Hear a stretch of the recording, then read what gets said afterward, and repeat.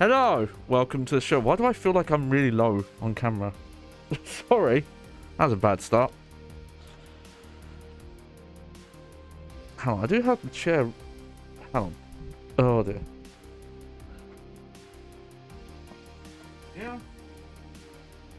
Maybe I'm just too close to the...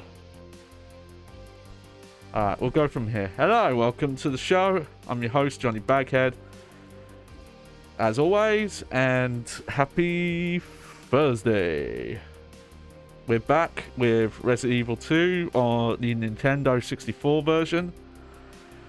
It's weird-ass port that I kind of love. I don't know if it's the best version of play, but, you know, with all that weird exclusive content, which we've not even dug into all of it yet. I need to... I might have to research this on my own, because I asked someone... Hang on. I need to make sure... There we go. Gotta make sure my feet are on something for my posture. But I think this version has a weird exclusive feature. I'll have to load up the PlayStation 1 version to confirm, or a later version, but you can like shoot at the camera. You know, the game camera, I mean. And it will react. It will sometimes show bullet holes on it. Hang on, this is really bugging me. This is why I need to make another mask. Because my bottom lenses, especially this one, doesn't move down properly. And I think it's because it's getting caught on something that wasn't there before.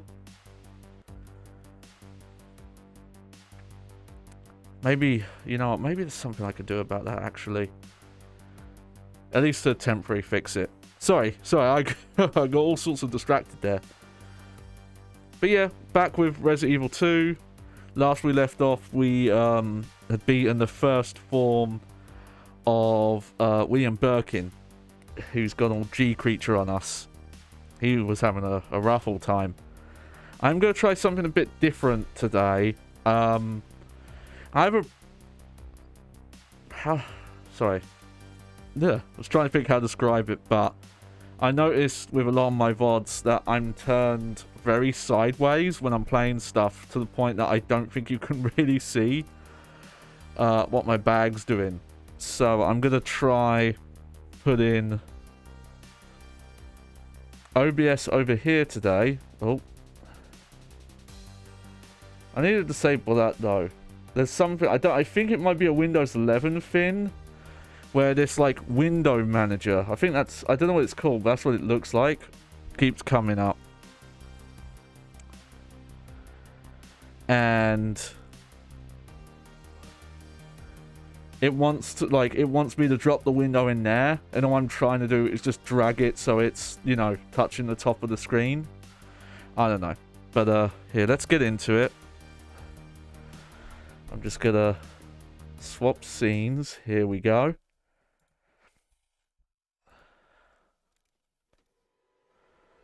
Let me look at my audio levels. Claire, actually have to let me know if the game audio is too loud or not. It should be okay. Actually, I could probably just move this a bit. Yeah. Well, how was that? How's the music? Because, you know. Like, that was loud enough. Ah, I just remembered there was something I was going to do. Oh, I just realized this screen is like really shaky. It's a little light. I don't know what you mean by that. Sorry, that kind of confuses me.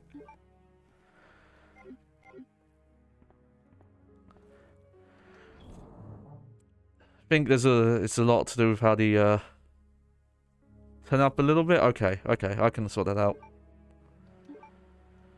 You know, if this is where I think it is.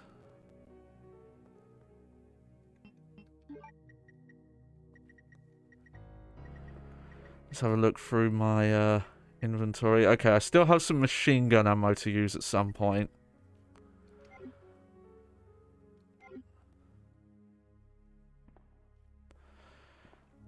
Alright, okay, so... Alright, yeah, so we're here. So we're starting to venture into the sewers now. Yeah, I'm noticing now. It must just be something with that screen, the resolution it's running at.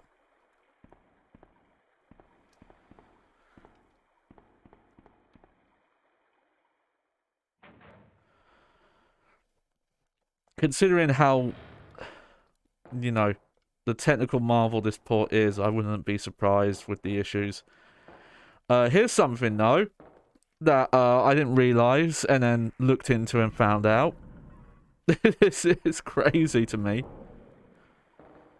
Yeah, I see it look like when you first come into rooms, especially at right at the top of the screen. Ada!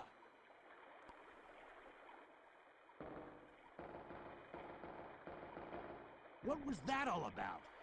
Running off like that was reckless and stupid. Okay, I'll turn it up. Zombies are everywhere. Not to mention that thing that got Ben. There we go. I was there, Leon. I know. Love the way she says that. Ada, as an officer, it's my job to look out for you. But we're not going to get through this alive if we don't work together. Okay? All right. We'll do this your way for now. I think I didn't notice it before because before I didn't have the game on this monitor. I had it on another monitor. Oh, sorry, on a different monitor that's a bit further away. I will say, when it comes to I'm trying to think what to call it because I've been calling it Resident Evil 7 Remake, and I think after playing this,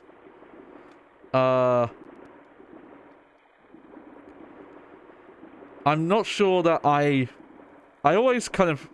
I've pushed the idea that, you know, Resident Evil the 2, quote, remake isn't actually a remake. It's an adaptation or retelling.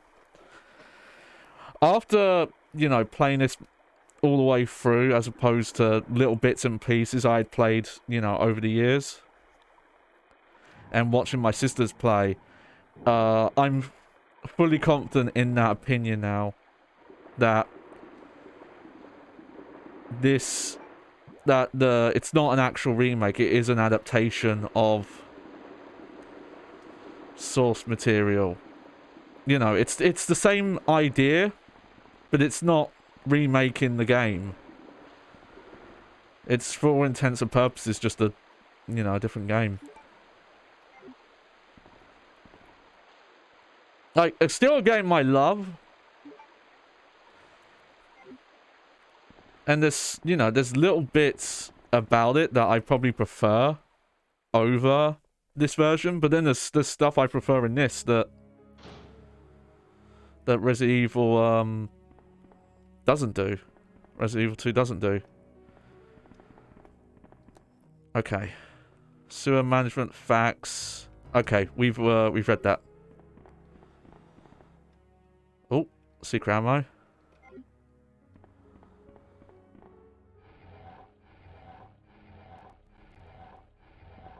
Yeah, I didn't really notice the kind of screen shake stuff before. Let's see.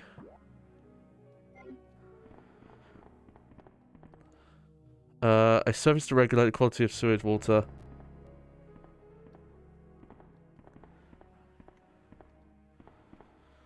Alright, let's put these blue herbs away. Man, that was silly. I could have saved a lot earlier. Yeah, I'm pretty sure, but we'll double check. Core options. Let's see. Where would it be?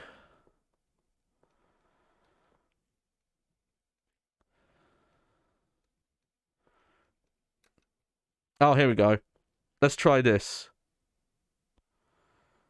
Oh, weave should only be used with 1x scaling factor. Okay, well, I'm not using 1x scaling factors, so, never mind. I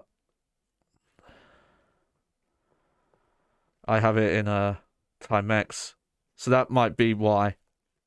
It's very minor, though. It's not bothering me or anything. So, let's just not worry about it. That might be something the game straight up did on real hardware as well. Yeah, yeah. I was trying to think about that, like, how would you actually get, raw footage of this game? Like, if you use the expansion pack and the resolution's changing, it probably would require some sort of, like, external upscaler, or possibly even a hard mod. Okay. I'm gonna be careful here, because... Let's see, that's where we came from.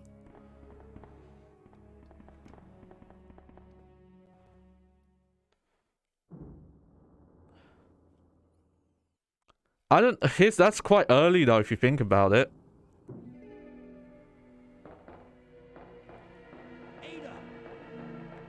Ada, wait! Oh, okay. Leon, that woman was... I have to talk to her.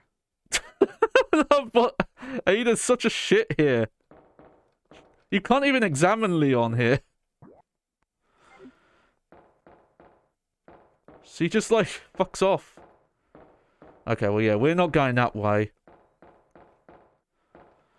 Oh, yeah, so I was going to say, the thing I prefer that the remake does is the change to Ada, where in the remake, Ada's, well, for this part in the story, it's very obvious she's up to something, but we'll say, without spoiling it, that she's posing as an FBI agent in the remake. Like, I think it's at this point that you kind of realize that she's up to something. Oh, I went the wrong way.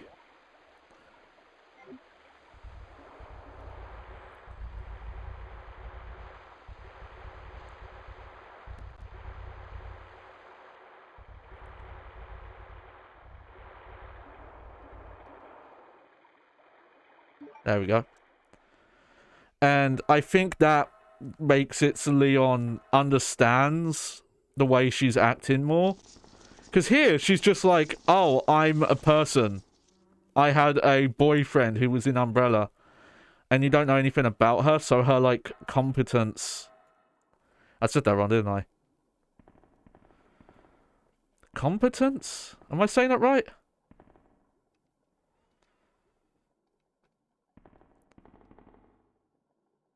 Competent. Ah! There we go. Don't move. You're the one who was with that cop, if I'm not mistaken. Identify yourself. Ada Wong. Ada Wong. I've heard that name before. Now I remember. One of the men from Chicago who came to assist the T-virus research used his girlfriend's name as his password. Ada and John, I believe. Fucking just spell it out, yeah. Who are you? I like the idea that everyone knew what that guy's passwords were. My husband is the man responsible for the creation of the T-virus, William Birkin. What? John's dead. He became one of those zombies. My condolences. And although I regret this, you will be joining him shortly. I won't let anyone take the G-virus away from me. G-virus? It's capable of creating the ultimate bioweapon. Its potential is even greater Okay. than the T-virus. So you're gonna kill this lady because you didn't want the virus taken, but you believe that this lady didn't know about it. Okay. Precisely. My husband, William. They definitely... Yeah. I think the more I look back on it, Annette's character motivations... You know, I should stop talking. Oh, boob shot. Boy, I ain't. I gave Sherry. She dropped it. I've been holding on to it for her. Liar! Give it back to me!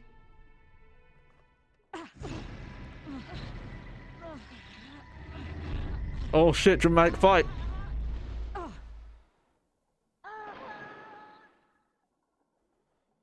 Too bad.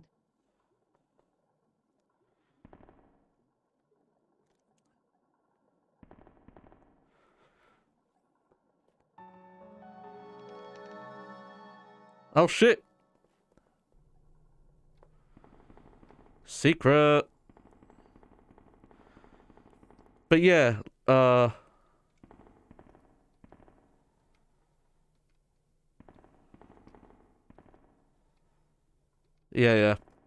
It's because Leon needs to pick it up. But Annette's motivations are really weird, where she just thinks everyone's gonna take this fucking virus from her. Which is like, I don't know why anyone want this fucking virus, considering what it's done.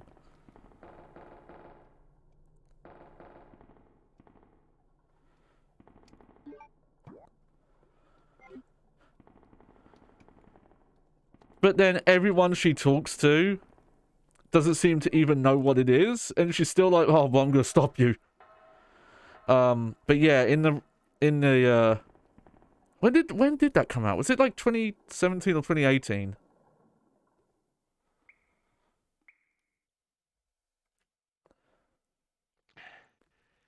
But having Ada be an FBI agent explains like her competence in running around with a gun. Yep, there's my bullet wound. Oh, okay. I'm going back up because there's an EX file that I think this is the area you. It's somewhere around here you go.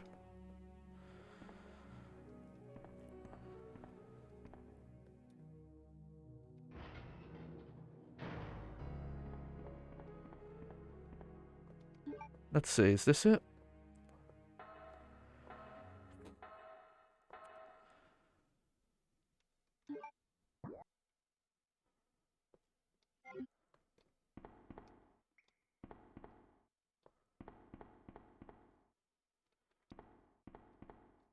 Huh.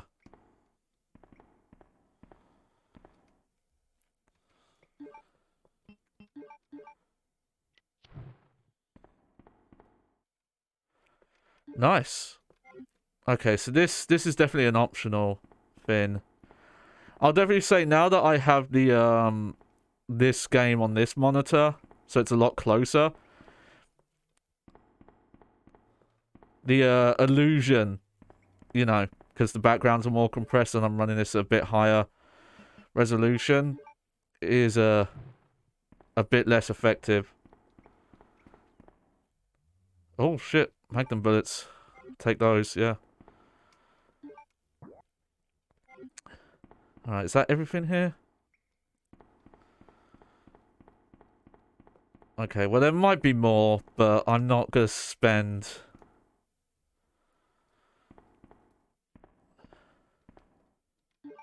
too long on that.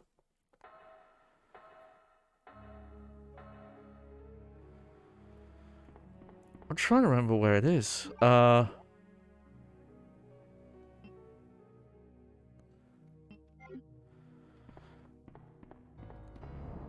I'm rotating save, so if I have to, I can always, get back.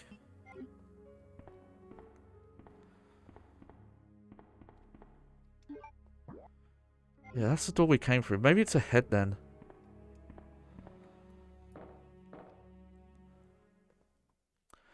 We'll go this way at least, because I can get the map. But basically, what we have to do to get this EX file is we have to basically kind of backtrack into a part of the RPD, which is the way that Claire A came into the sewer.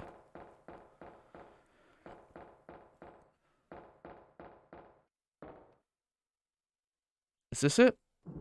This might be it, actually. Yeah, this is it. Okay.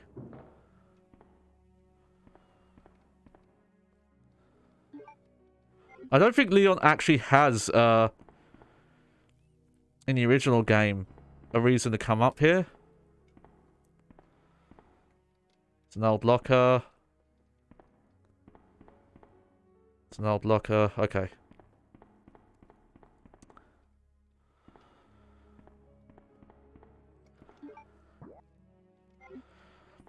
We'll see. I could be wrong about that. Also got some green herbs there. I'll leave those for now. That's the run button.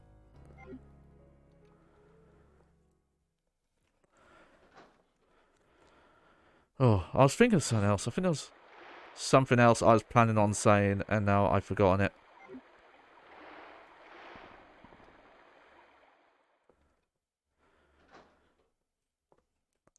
We'll check that way in a bit. Just want to make... Oh, sorry. Getting caught on stuff. Let's make sure... Oh, yeah. Did we check this door? Oh, no. Okay. So that's just the other way into the warehouse. Okay, that's another... So maybe it's this way.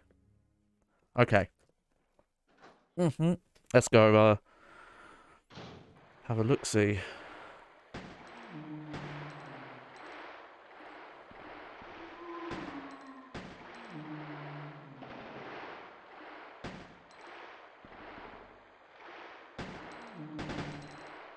Oh yeah, I forgot this. I've got this. This is the triple fire gun. But as long as you don't hold the button, it'll just do single shots.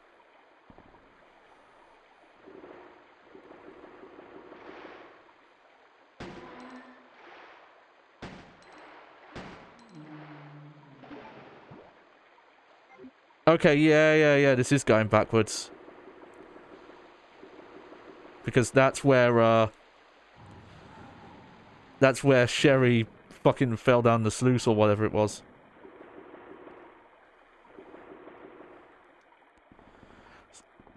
I'd be curious if, in the PS2 version, if the game actually lets you do this.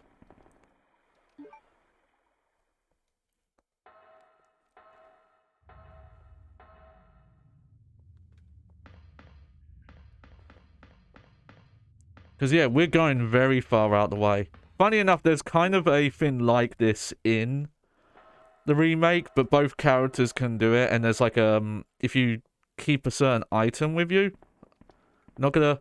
His body's been torn apart, something appears to have burst up from inside. If I remember, I don't think each character has a unique exam dialogue, which is a shame. It's not very personalized. Something that Silent Hill always did better. Here we go. Chris's report. So this is one of the EX files. Dear Chief, below is my account of what led up to the explosion in the mansion.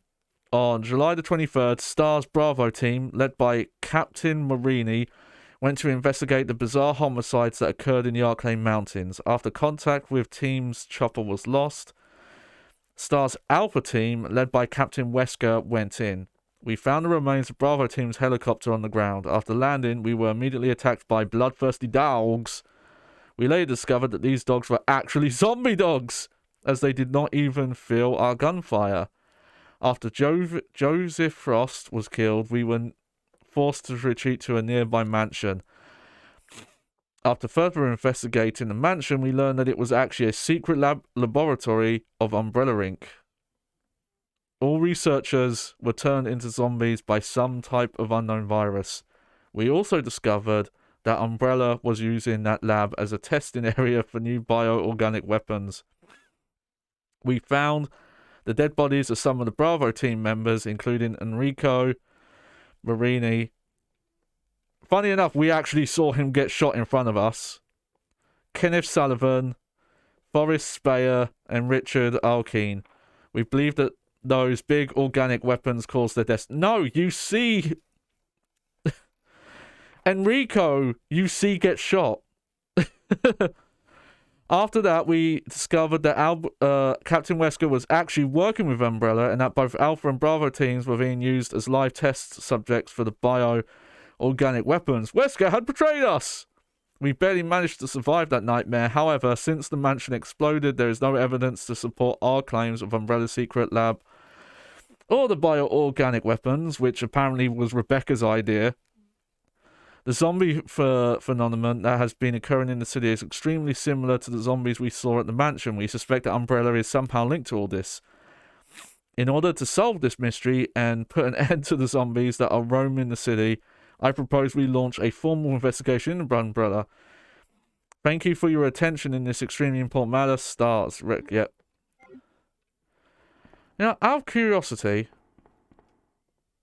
Okay, we can keep going back.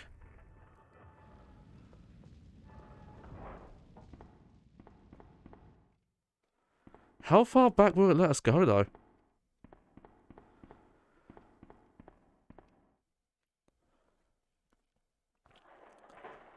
Let's see. Oh, wow. Still letting us go back.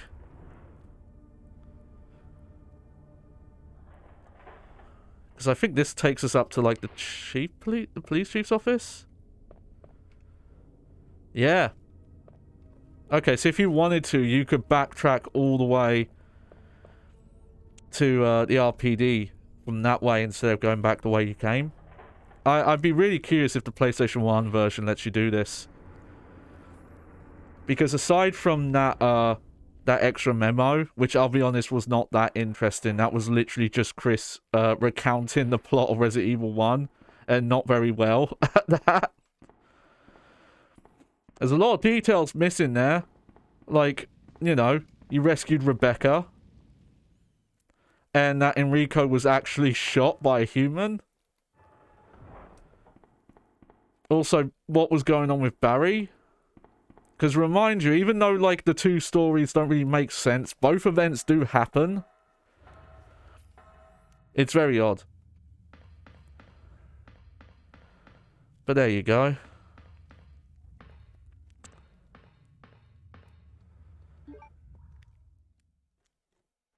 It's still a cool thing they added them all. The only other version I'm curious about if it added any extra lore files from what I hear is the rail shooters. Umbrella Chronicles and Darkside Chronicles. Because I know they actually do have memos. It's the way they do, like, replay value is you're supposed to replay levels and like there's destructible stuff in the environment and that's where they'll hide stuff. Alright, well that was a fun little excursion. You know, while we're here, I'm just gonna safety save. Okay, let's do that. I never did that film, but I'm pretty sure that's the same film we would have seen as Claire. From what I've looked up. The films aren't different, even though you find them in different locations. Oh, here, let's reload that. I think there was some other I start to worry about that. There's a lot of times where I plan to talk about something on stream and then something happens in game and then it's gone. I don't remember what I was going to say. It's okay.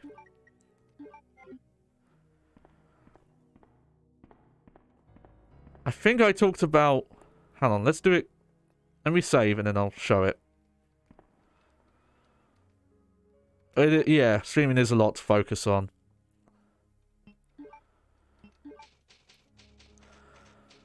Well, luckily I don't have a fast chat, but it doesn't stop me from getting confused. Hang on, let's... Oh, it's not happening now.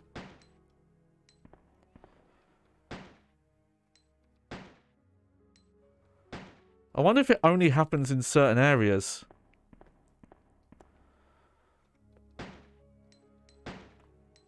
Weird.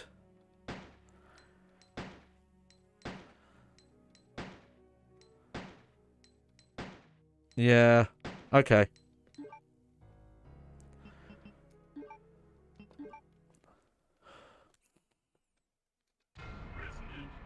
So it happened in the last stream of this, but there was there's the area on the west side of the station.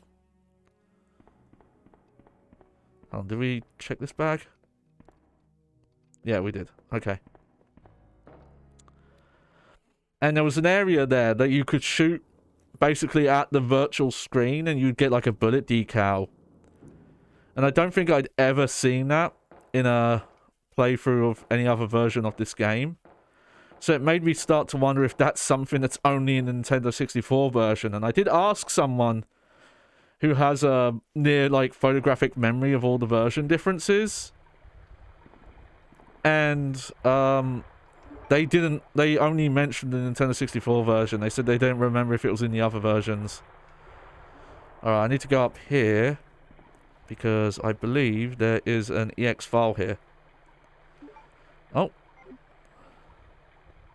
Oh, that's super missable. Okay. Oh shit, I think I forgot to put the ink ribbons away. Okay. Operation instructions. Orders for Special Agent Hunker as follows. Penetrate Umbrella Research Facility. Did you have to put it that way? Located outside of Raccoon City. Recover G-sample virus from Dr. William Birkin. You are authorized to use any means necessary to secure the sample. Upon recovery, sample is to be delivered to Lawyer Village. Failure on this mission is not an option. French Division.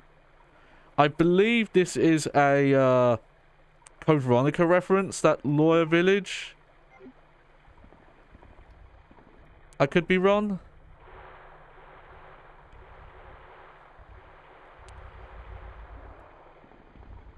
Let me see. Yep, I brought the ink ribbons with me. I think I'm going to put that small key away as well because I don't think there's actually a locked desk around here.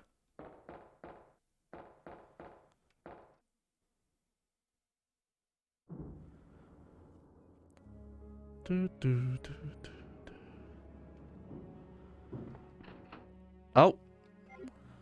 Okay, didn't check those lockers. They're quite easy to miss though, like if you look at them. Alright. Yeah, put that away. That away. I think I need the valve handle coming up, so that's why I'm keeping it on me. I wonder if there's a side pack that Leon can find, or if it is literally only one of your characters gets it. I hope that's not the case. Alright.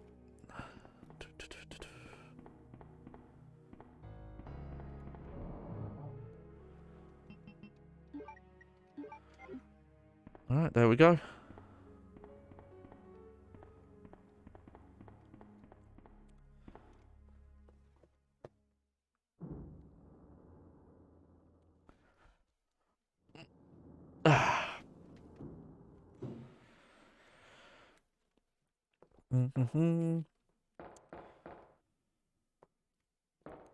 Alright, now we can do some forward progress here.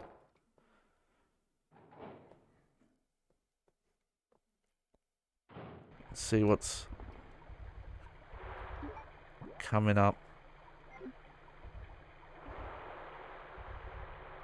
Alright, yeah, we went that way, and that fan is turned on now, so we can't go that way.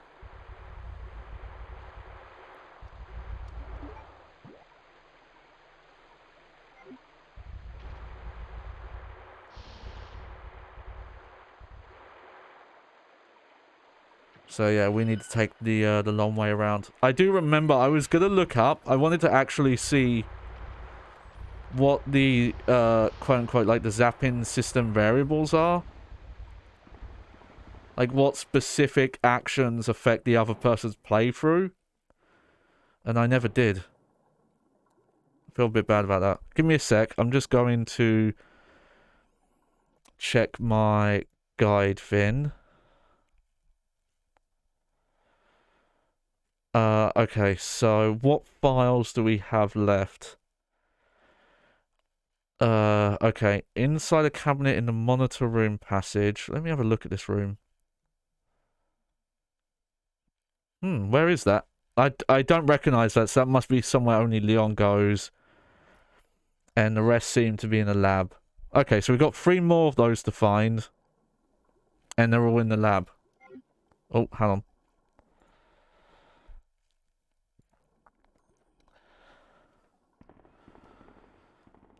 Yep. See, this is why you need the valve handle.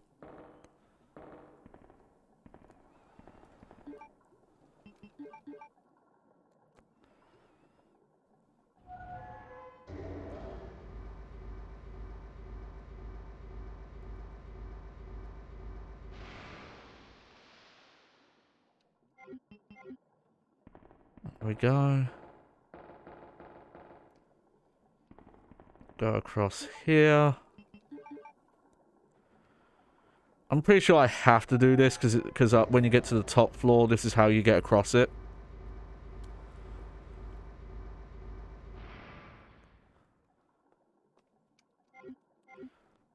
Oh, I remember now.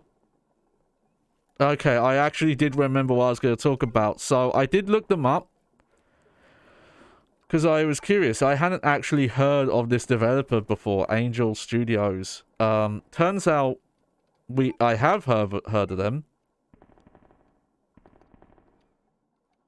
I just want to double check there's not actually an ink ribbon over here. No, I don't think so.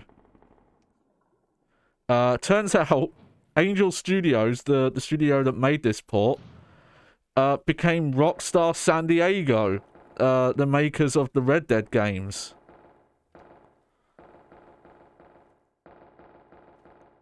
So this was, I think this was one of their early projects as well. Like they did this and then they went on to make Red Dead Revolver.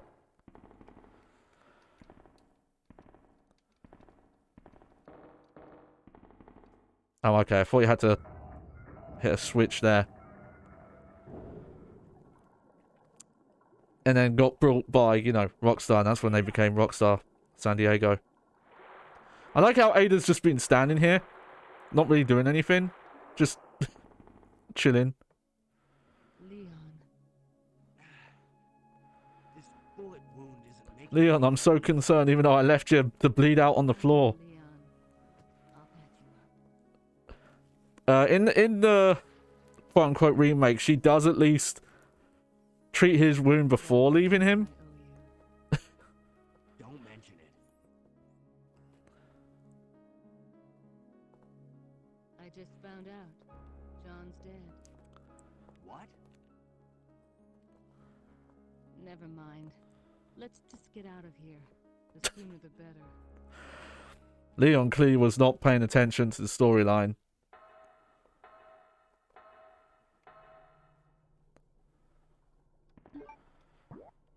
Alright, here we are. Anything over here? No.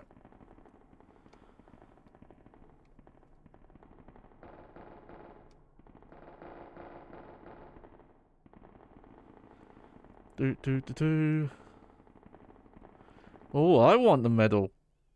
Oh. Okay, well, I'm gonna have to combine these. I'm keeping the shotgun on me because it's just I don't really know when. Is this the same one? Yes. Okay. It's a bit weird they both get those files, both characters. I guess it's nice if you missed the file with one character. But it just seems like very redundant to me. Oh.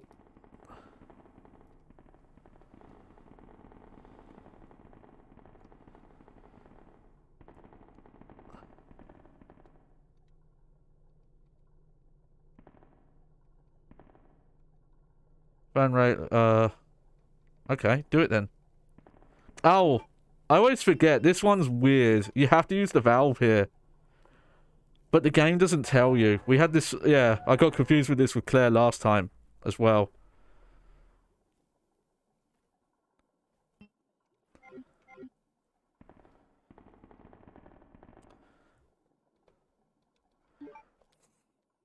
But yeah, I'll have to do that after this stream. Look up and see what the zapping system differences are.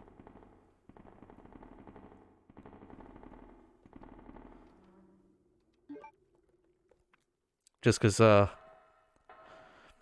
what I understand, there is a lot you can do to interact with the other playthrough. And, you know, dramatically change what you'll see.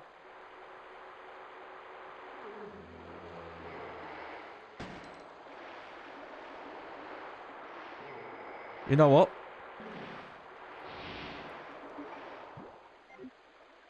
Don't even need to fight those guys. We're not coming back.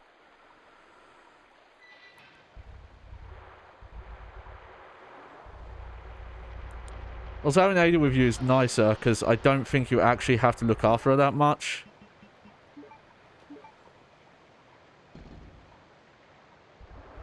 Oh. Hang on, we're missing something.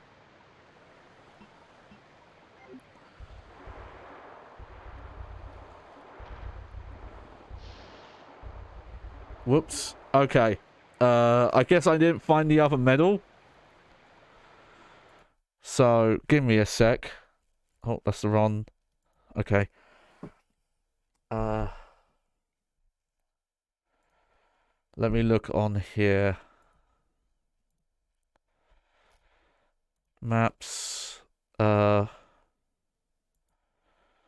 sewers. Yeah, we've done that. Yeah, that's the one medal.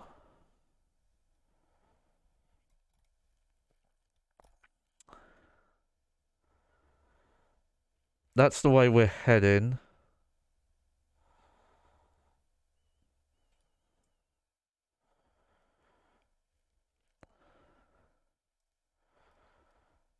Huh, how did I miss that?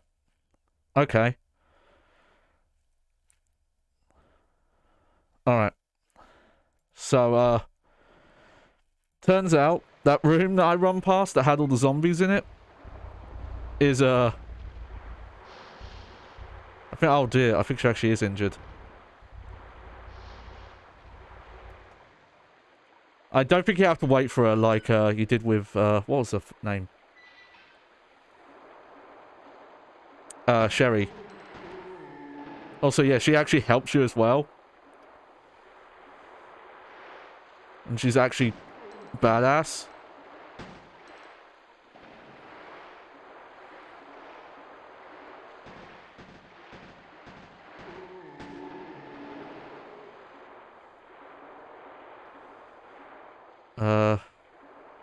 Yeah, so... Hang on, just realised something. There we go. So somewhere in here...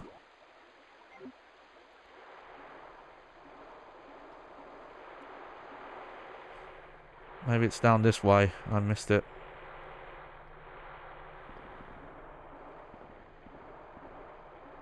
Oh! That's so missable! That might be a... I don't know if that's an emulation issue. Because there definitely was not a shiny there. Also, Ada, you need to move, lady. Oh dear. What is Ada, wait! Oh no!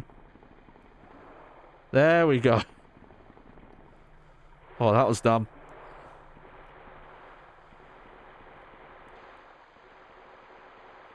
Her AI is not having a good time in this area. She seems to be all sorts of confused right now.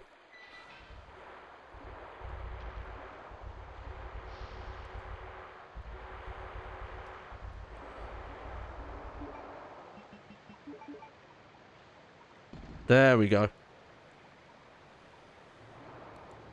Phew.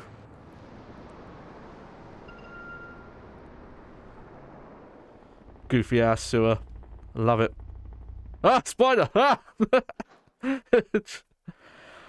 No, again, they're like one of the most ineffective enemies in the game. Oh, what was that? Stompy stomp.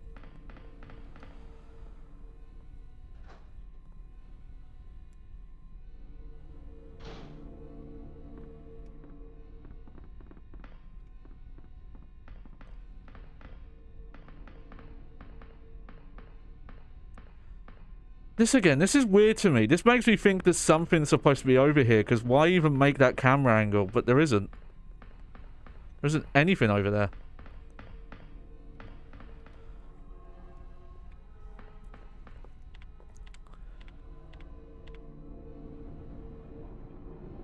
Oh, here we go.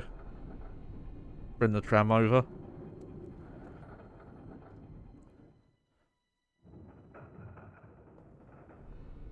Yeah. Not 100% sure, but there's a chance that we could finish this tonight. It just depends if Leon's bit here is a lot longer than Claire's from what we remember, but I don't think that's the case.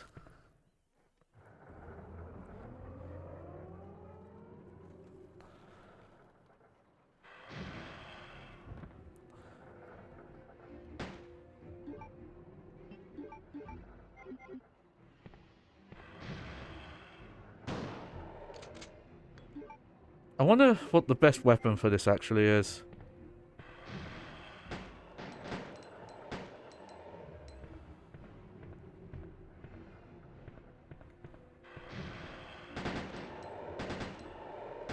Oh. Well, she helps at least.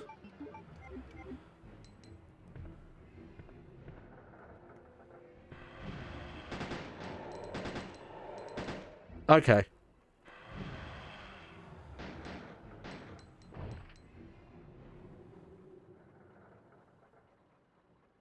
Whew.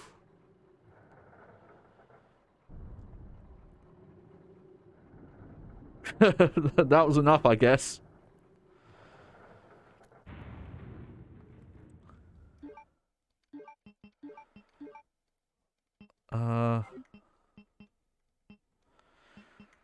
Yeah, I'm trying to see if there is a way to actually see her status or possibly even use healing items on her, but I'm actually not really seeing it. But I believe we do not have her with us for much longer. Oh yeah, this song. The creepy song. Creepy pepe. Here we go.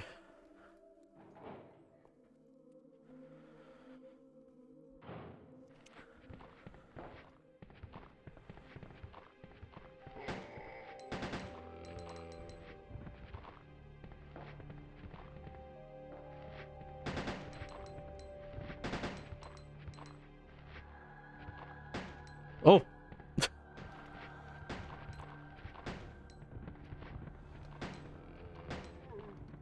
Oh, go, help out!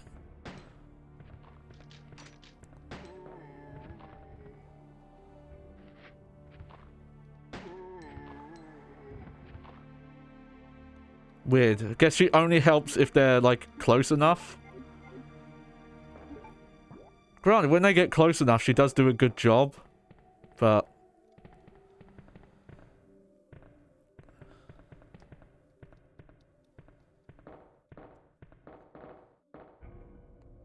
haha! Shotgun parts. I was wondering where these are. Okay, do you want to see something goofy? I love this bit. Boom! Yeah, I'll show this. Look at this shotgun. I don't even know how this works. Like, it's not technically a sawn-off shotgun you had before. It was a pump-action shotgun. But you just somehow add this giant stock and barrel to it. Like, look at it. It's fucking huge. But yeah, it's got, like... It does way more damage and... has a bigger... takes more shells before needing to reload. I didn't actually remember where you got that. I thought that was one of the Mr. X encounters.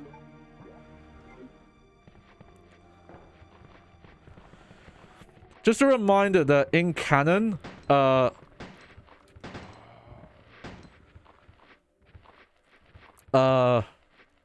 Claire and Sherry came through here. Oh, I see. It's kind of like, funny enough, it's kind of like Zero.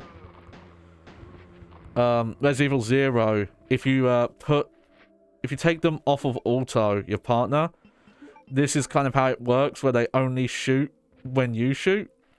Which is the way you want to do it, otherwise they just chew through ammo.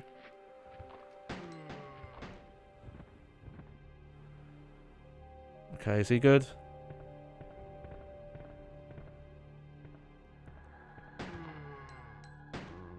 Okay, now you're good. Yep, I see the blood. Okay. Let's have a quick look at the map.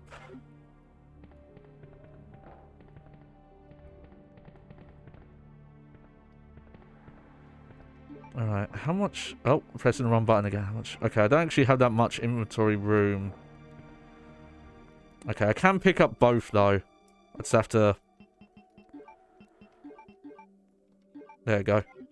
Make our fat green stack. Doesn't look like weed at all, don't worry about it.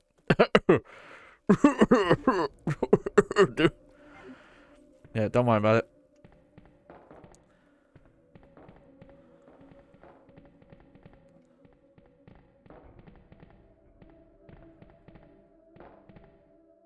Yeah.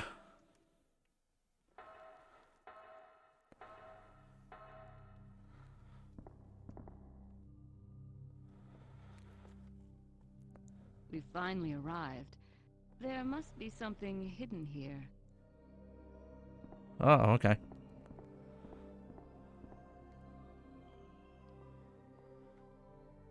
Just gonna watch her for a while? Okay. Well, this is a good time to do this. I don't think I need the valve anymore. Let's put the healing items away. Yeah, take the ink ribbon. I still, part of me wonders if I did accidentally set this game on the easy mode.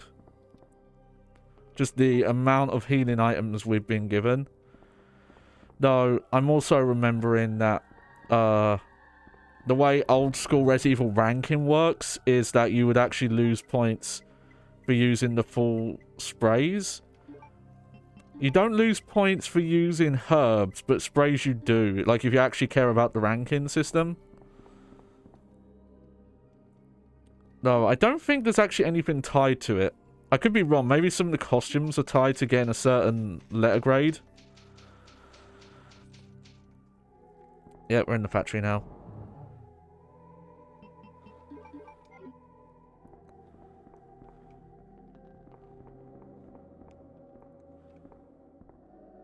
Oh, hey. And, yeah, Magnum bullets. We're actually doing really good on Magnum bullets.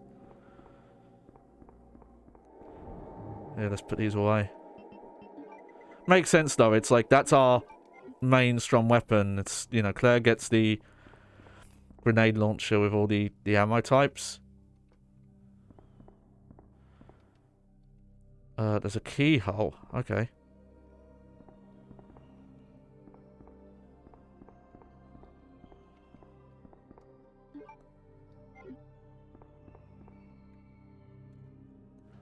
Alright, do we just leave her for now? Guess so.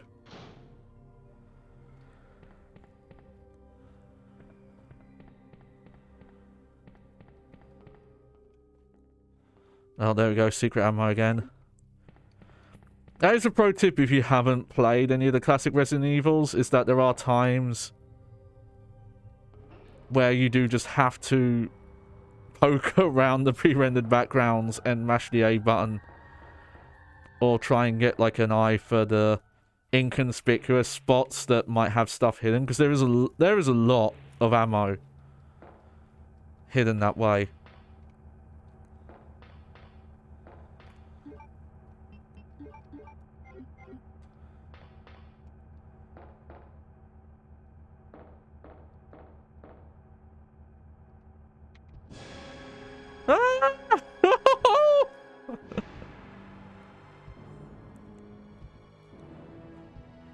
How he got here does not make... Like, where he... That's the door we came in. Did Ada let him through and just didn't notice?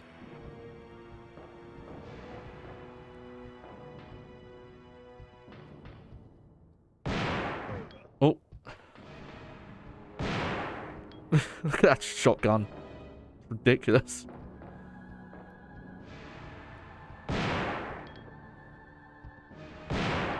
There we go.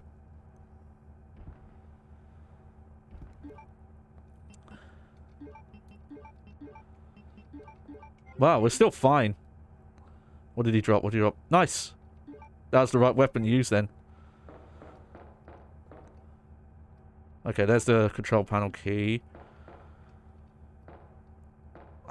Okay, so here we go. This is another one of the EX files. Want ad. New positions available. Umbrella Inc. Raccoon Branch. Full-time includes benefits. Who are we? As the #1 pharmaceutical corporation in the world, we are constantly reaching for new ways to expand and grow. What we're looking for? Ooh, we're looking for healthy, dedicated, and single individuals of any race, religion, or sex. It's weird. It's like, yeah, they're not discriminating, but...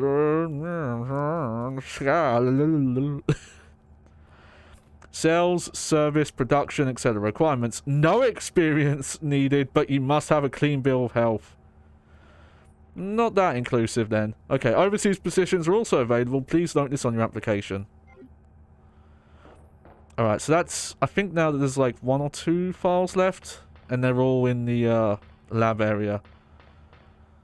Well, can you legally do that? Well, considering it's Umbrella, their whole thing is that they are doing highly illegal things and paying people off to get away with it. Like, I wonder if that's something that happens for real that pharmaceutical companies do. Johnny Baghead is a political on his stream. Oh no. Well, what's he to do? Uh-oh.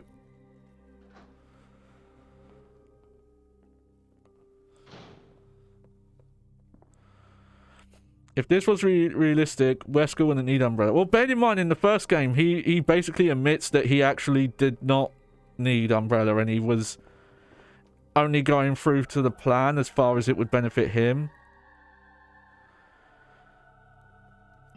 Bear in mind, if you don't remember, in the story, Umbrella does not collapse because of the main characters exposing them.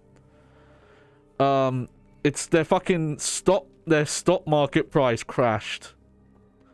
Because I'm trying to remember what it is. It's slightly explained in Resident Evil 4, but they're like stock market value, like they had to file for bankruptcy for some reason, and that's what, like, that's why the company actually shut down. Come on, let's go. I think it might be somewhat, like, it's somewhat related to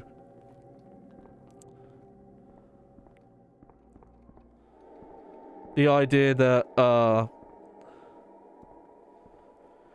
you know, their dealings and the main characters trying to expose them was like partly involved, but that's what I remember, at least. You know what? I'm trying to remember if there's a boss fight. I think there is a boss fight here, actually. So just for safety, I'm gonna go pick up the Magnum.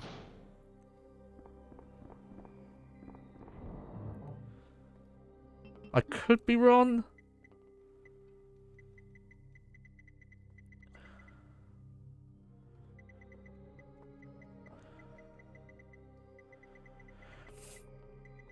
It's also just, I guess this, you know, it's just Resident Evil stuff.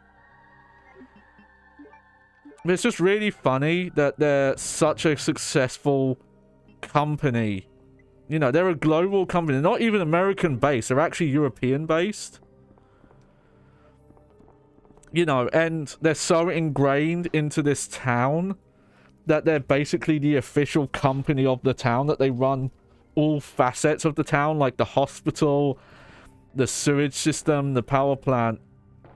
But they also need to do bioweapon research, I guess, to sell it to like mercenary companies or criminals. It's like, it's really not I don't know if they must explain it somewhere. I don't actually know why Umbrella is so fascinated with making bioweapons.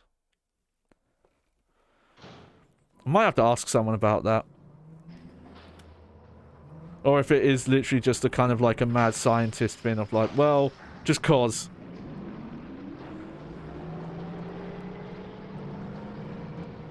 Well, yeah, pay's good, but again, I don't think that's even a problem.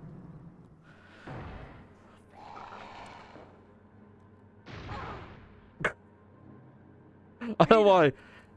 Ada, can you hear me? Come on, snap out of it. Yeah, snap out of being smacked with a giant claw. I don't know why, but I find that bit really funny. Just because, like, you could, it's like, oh, that G fin is attacking us. And she just stands around. Well, apparently the claw isn't coming back. The claw just kind of wanted to give, like, Ada a slap for shooting him, and then that was it. She's unconscious. Her eyes are open, though. Look, you can see they're open. I mean, granted, that's, you know, I bet on the original hardware, you probably could not tell. In case of an emergency, the red light will turn on and access from outside will be prohibited. Why? Okay. Right, can you put her on the bench? Granted, she did not do the same for him. Also, there is, like, an important thing he's come to do out here. Just a reminder, Claire fought this guy in the same place as well.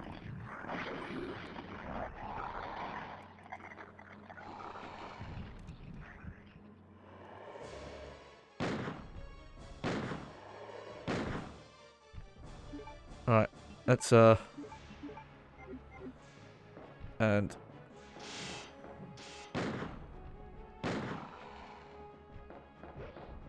Oh!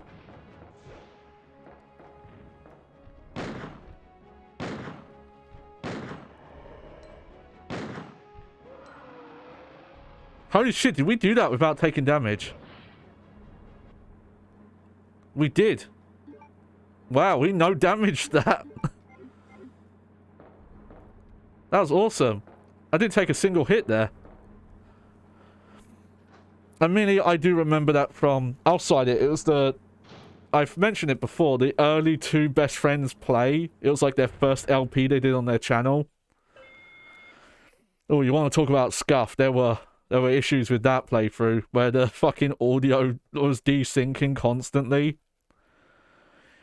Well, it was weird actually. What the game audio wasn't desyncing, but their commentary was. I guess they had like somehow recorded the game and the commentary at different speeds.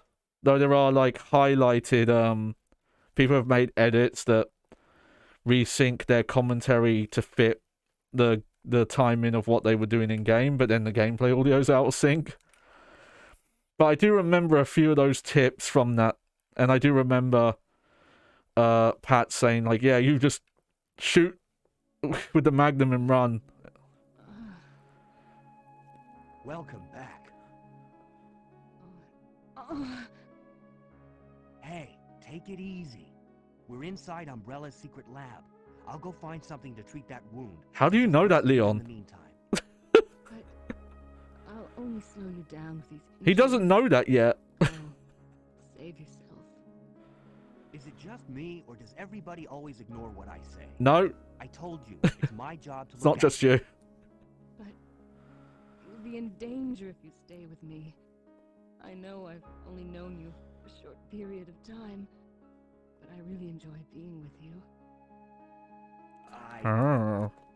I know I'm not capable of caring about anyone, but I don't want Oversharing a bit there, lady. We're leaving Oh, this hey, place Minnie. together. Wait here for me. I'll be right back. Okay. So just remember, Leon said like, hey, okay, I'm gonna look after you. Just stay here and don't do anything. Listen, people don't listen to me, just listen to me.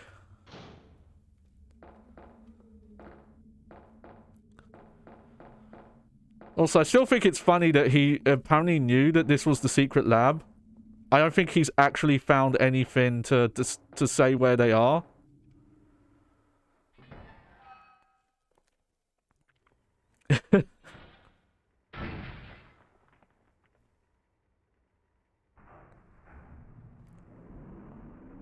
Huh, what's that noise?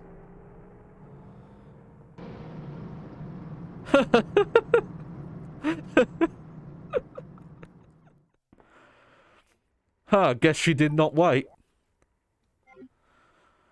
Darn it, I thought my catchphrase, Ada wait, would have told her. That's right, yeah, here we are. Back in the lab.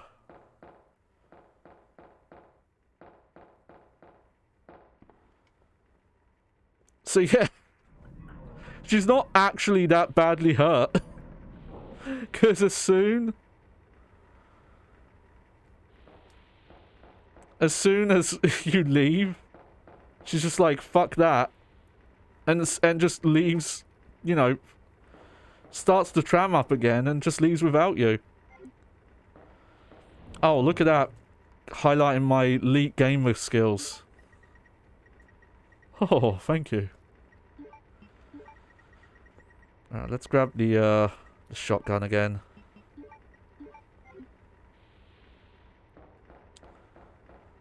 It's really not that impressive, though.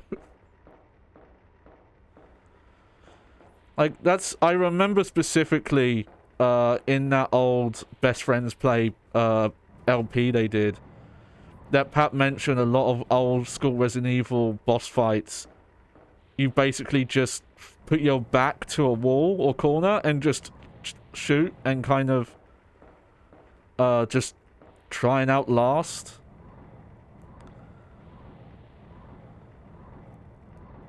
The boss. And in some cases, like, it's better to just tank the damage than it is to avoid it. That might be a speed thing, though. Like, if you're doing a good job. Oh yeah, this cool area. Alright, that is where we've got to push the box.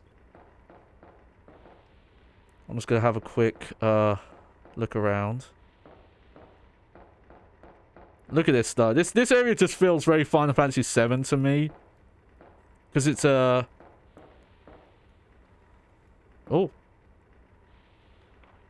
Investigation reports on E-Espion gas.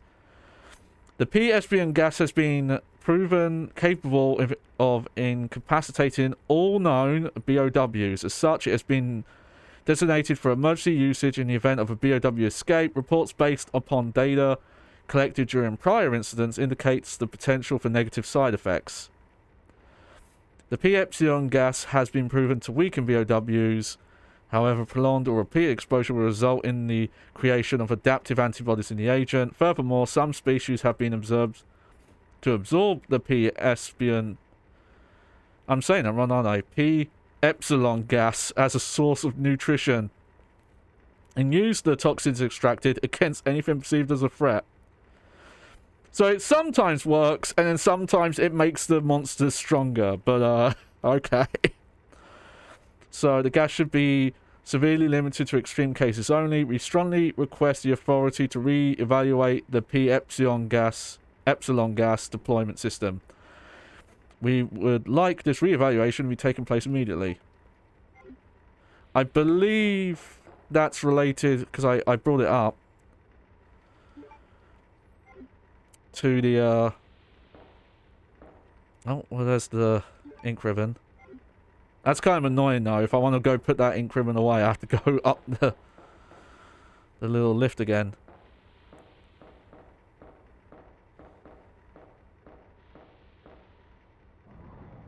But yeah, just this era of okay, I think I've slightly goofed this up. Hold on. just this era of CGI just has such a specific look.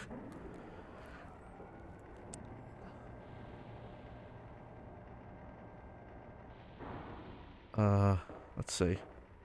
Nope, I've messed up again.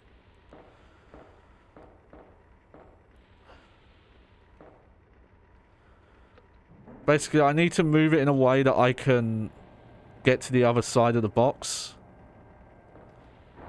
So I need to do... Okay, push it all the way across. There we go.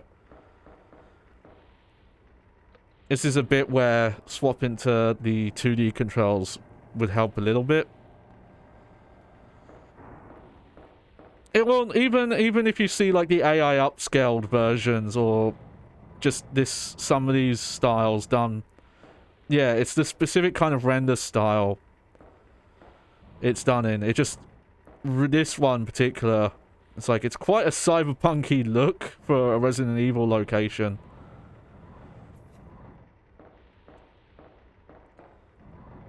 Possibly the same materials? Yeah, maybe.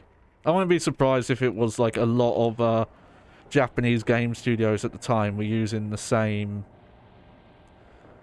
programs. I don't know what they would have been using at the time.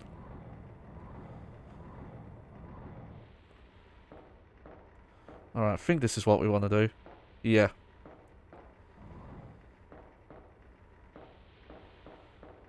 But again, it's my hot take about old school Resident Evil. The reason why... And I think it's part of the reason why people think tank controls are bad. Is... Hang on. I just want to do... Oh, hopefully I haven't... Okay. Okay, I think I need to do something quick. There we go. Is there just... It's gameplay that isn't suited to this control scheme. It's fine for navigation. It's fine for... Hang on. What's going on, Leon? Okay, I guess that is up against the wall. Alright. And combat and stuff like that in this camera style, but having to do like kind of precise puzzling like this. There we go.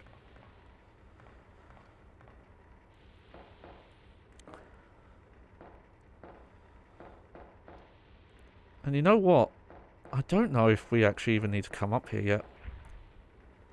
No. Okay, but I believe doing this now means we don't have to do this puzzle later. I could be wrong, but hopefully the that does not reset. So let's save after doing that.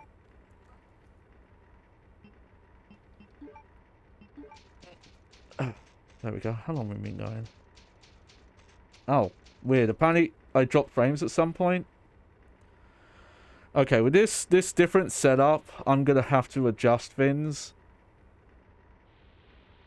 I wonder if I can set it up. What do you know? What I would actually be good is if there was, you know, all the statistical stuff that's at the bottom of the OBS window. That has your like frames per second, live time, frame drop, anything like that.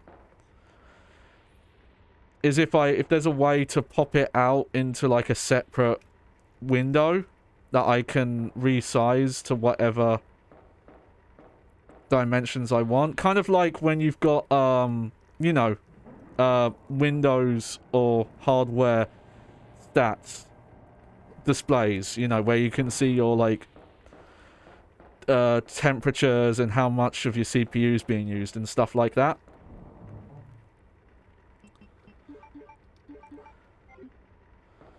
There we go.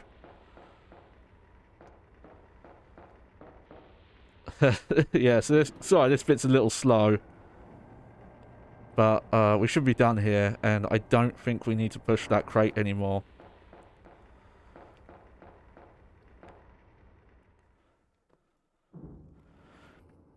Because, yeah, I maybe could fit it in this window. Also, I think I hear a licker. So, because they make that weird, breathing noise. Yeah, this area looks like very cyberpunk.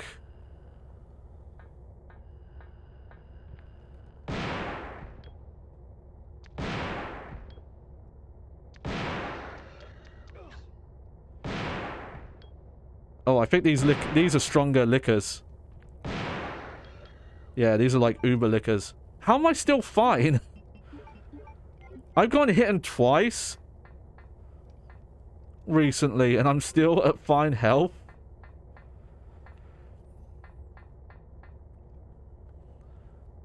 What I'm... Because, yeah, I might have to start setting stuff up that I actually use this as my main gameplay monitor. Though, when I'm playing on console, I might have to think of something. Because I don't want to have to use my preview window in OBS. Oh, what did we just do? Oh, okay. Got to pay attention to what we're actually doing in game. Iron smelting. Employees... Wait, what?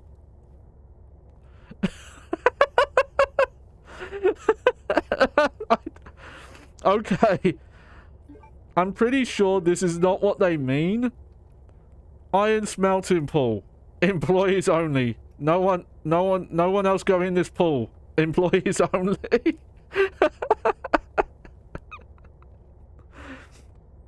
I want you throwing anything else in this pool, okay? They have to be employees or I'm gonna put you on report. Oh, that's really funny. Okay, I think that opened that door that I got to using the crate.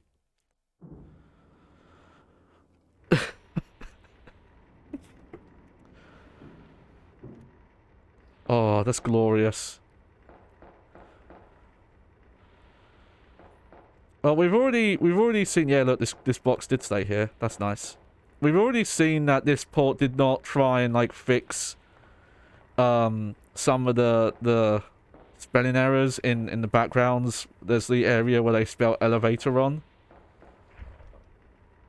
Oh, okay. Oh, now I remember.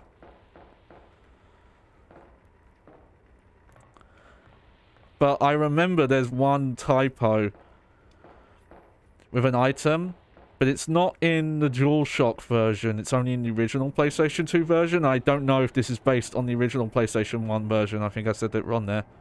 Or if this is based on the DualShock version. But I think... I could be wrong. I think the DualShock version, the only difference is the DualShock support. I don't think it added any gameplay content. Or extra content or anything like that. But we'll see. Okay, the master key is required to open the emergency route. Alright.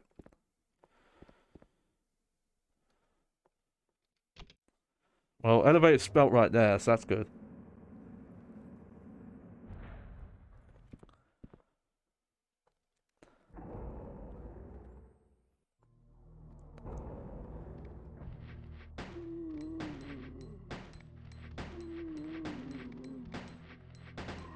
Man, the auto fire was having fun there.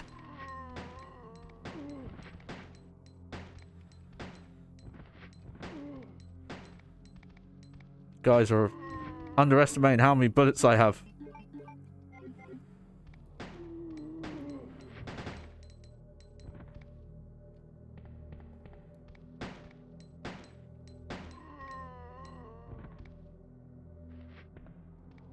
Oh no.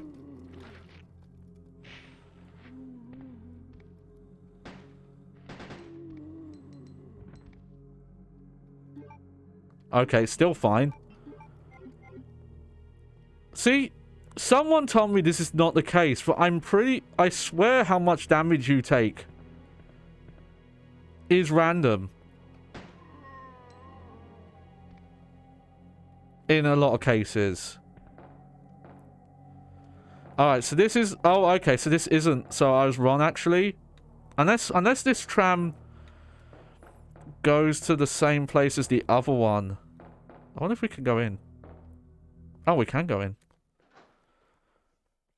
Okay, I might have been wrong, actually. Ada? Oh, no, this is the same tram. Where did she go? Why did you say that so, like... Yeah, totally, man. Yo, Ada, where'd she go? It's like 90s Keanu Reeves delivery on that line. That was real, Bill and Ted / Point Break.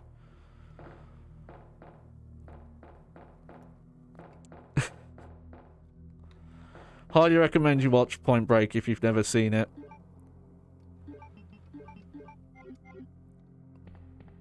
It's a good movie. Oh, weird, that's locked? But that's where, that's the save room that Sherry's in. Interesting. Also, that's the elevator door that, Claire tries to get through and it's locked for her. And weirdly enough, that door comes back in Resident Evil 0, though it does not make any sense.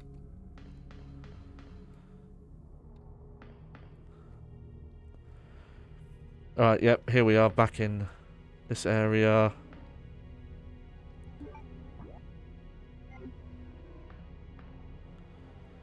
Okay, we'll go to blue first.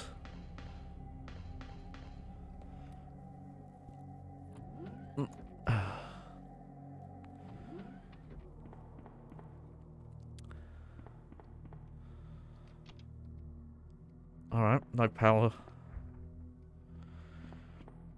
It's a car key door. Yeah. I remember little bits about this layout, but not much. Has been a bit since we've been here last. Look at this cold ass room.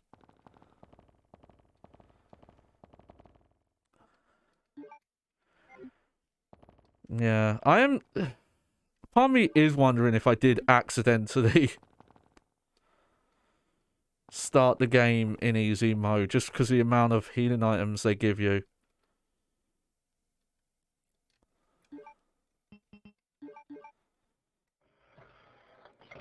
Yeah, get to watch this again.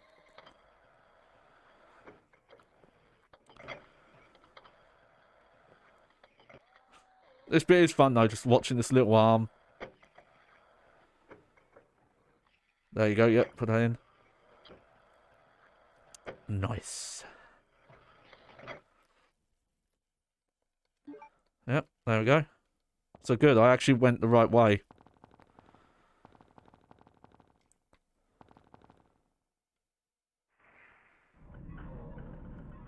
Because I can, turn the power back on.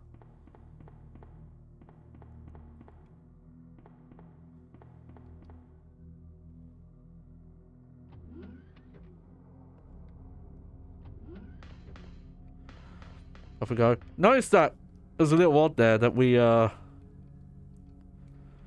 didn't come out the door straight there. I was like slightly off an angle. Very odd. Alright, there we go. I just want to check something back this way quick and then we'll go to red area.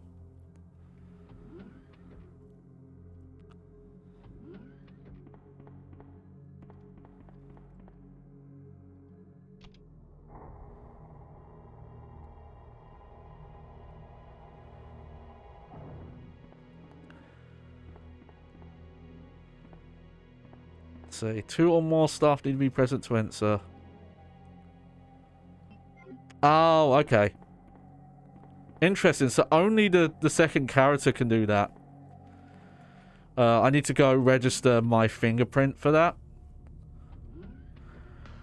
I like it claims that, oh, 2 people have to be present, but we're doing it completely separate. We're just doing it in order.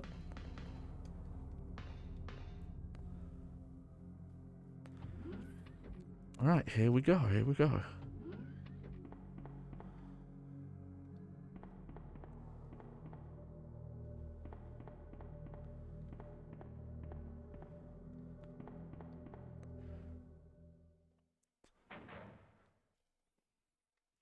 Do.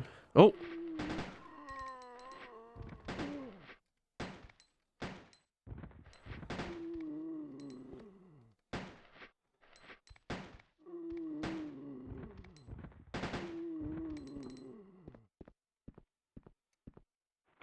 Alright, do.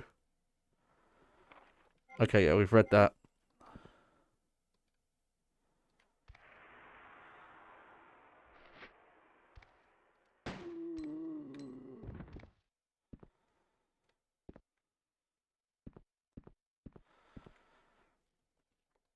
Oh, card key.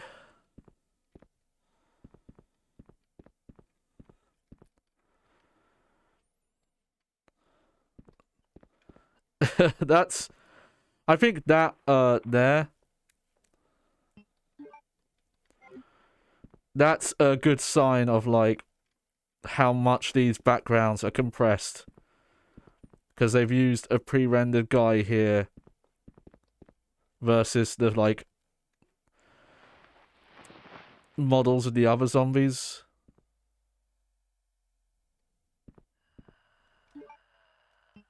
Weird.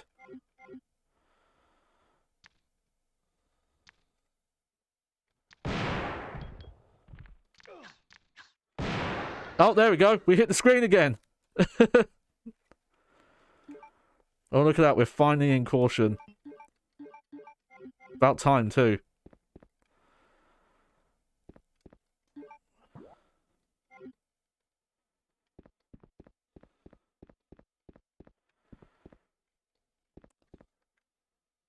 Huh.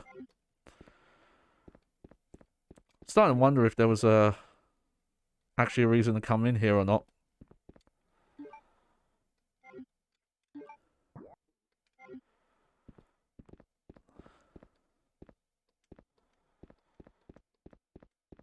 Maybe this is a fin? Oh, yeah, there we go. Oh, well, that's worth it. Look at that.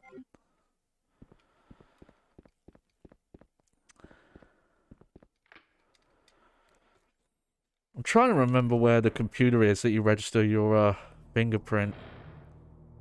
I thought it was here.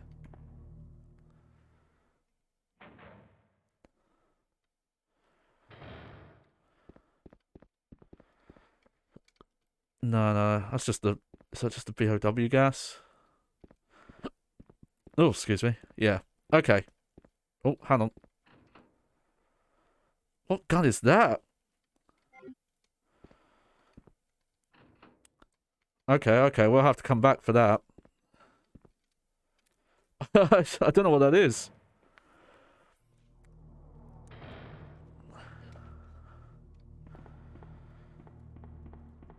Okay, I'm guessing the computer I'm looking for is, here, maybe?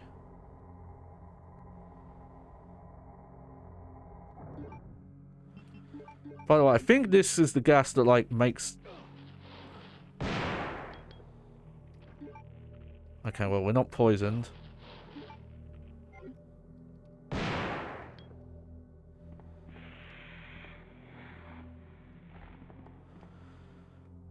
Thankfully. Do.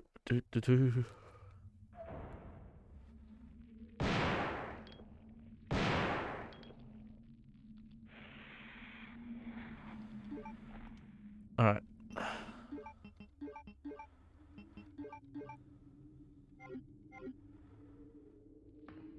We'll leave... Okay, well, we can't pick those up for now. I need to find a save room. Like, I can put stuff in.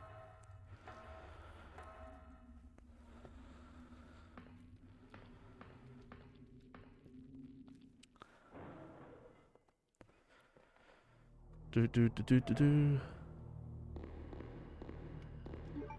Oh, well, that's liquor.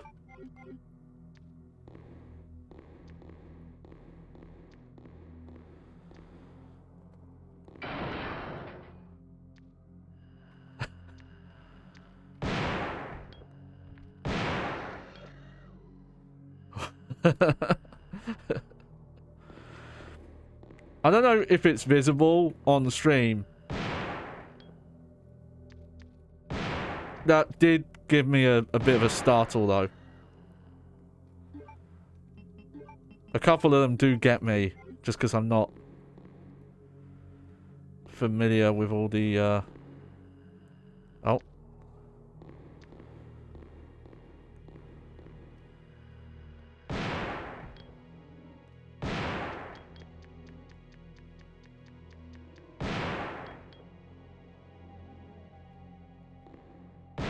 What the fuck is going on?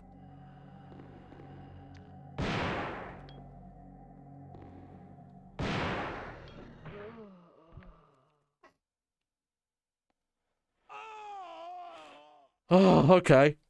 Well, unfortunately, we've got quite a bit to replay there, but something was fucking broken there. Like, none of my shots were hitting. Oh, dear. Okay. It'll be quick enough.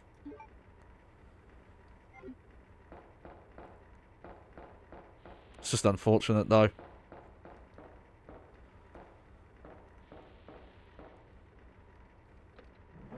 I forgot that, there was an attack they could do that could kill you at a certain health. Do you know what, though? I think in, the PlayStation 1 version, that, attack cuts your head off.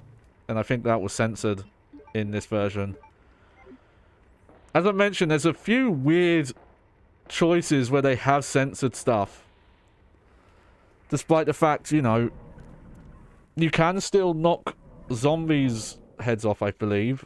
And I think you can knock off limbs and things like that, but there's a couple of things that were changed. I was going to phrase it as God Nintendo used to be weird, but they are still weird. Oh, shit.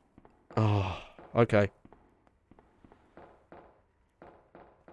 Well, this is going to take a while because I forgot that I saved before turning the power on.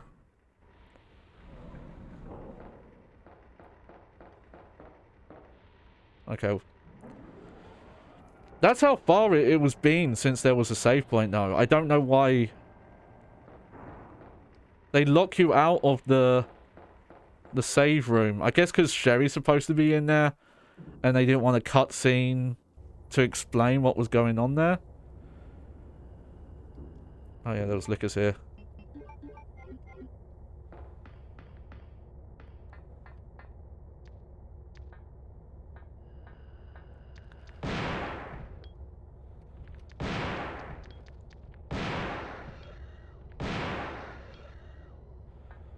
Okay, well, I did that without getting hit that time.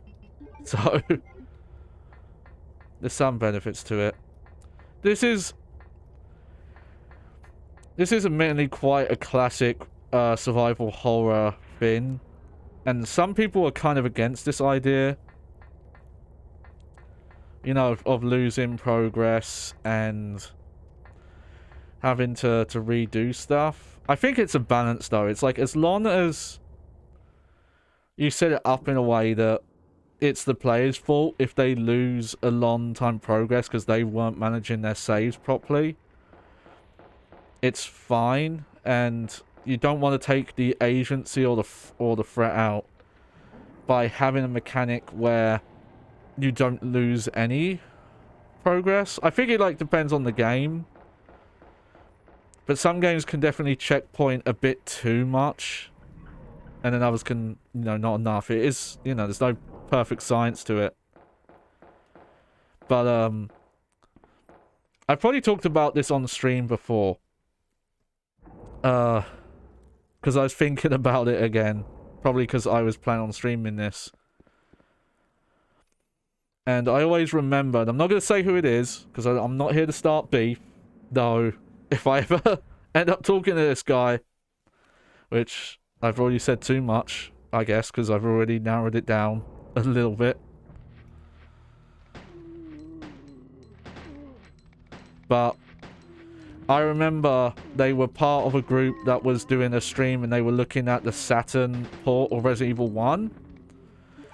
And they were complaining about the tank controls. And I think some people in their chat were saying, no, they're good.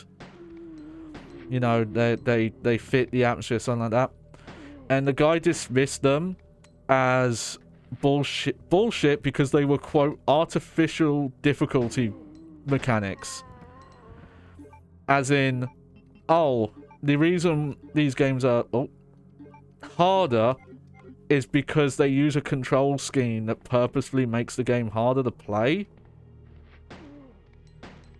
Which, first off, no. That's not true at all. That's not why games have 3D tank controls. Okay, yeah, we killed that guy. They have them because they're the optimal controls for this gameplay and camera style. And secondly, all difficulty in a video game is artificial. Because it's an artificially created environment and gameplay system. Ada? Ada? Where did she go?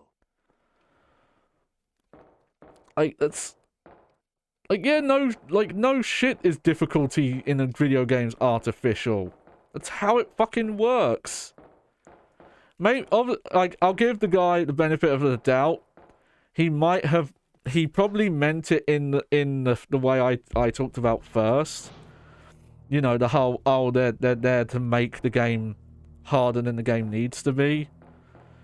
That making controls harder is a cheap way of designing a game, and that is something I actually agree with. And I can even think of an example of a game that I don't like that does that, which is Downpour. It's actually really hard to find this quote now because it was with some really obscure Russian gaming website, and as far as I can tell, that website is completely gone, and trying to find archives of this interview. But it's an interview, I forget exactly who it is. I think I know who it is, but I'm not gonna get it wrong, so I'm just gonna I'm gonna say it was like a director or producer. Specifically, it was comparing Downpour to the old games and saying, oh, some people liked the old control scheme, but some people find them clunky. Ergo, we've made these controls like intuitive and great and fluid and all that, but we've also made them in a way that makes the main protagonist bad at fighting. Because of this false belief, and again, it feeds into that discussion about artificial difficulty, that this control scheme is meant to make you feel ineffectual and hard to move around and shitty. Which is, like, not the case. Remember, like, the game that popularized survival horror, this style of genre, you're playing as SWAT members and cops and shit. Like, you're meant to be highly proficient at fighting.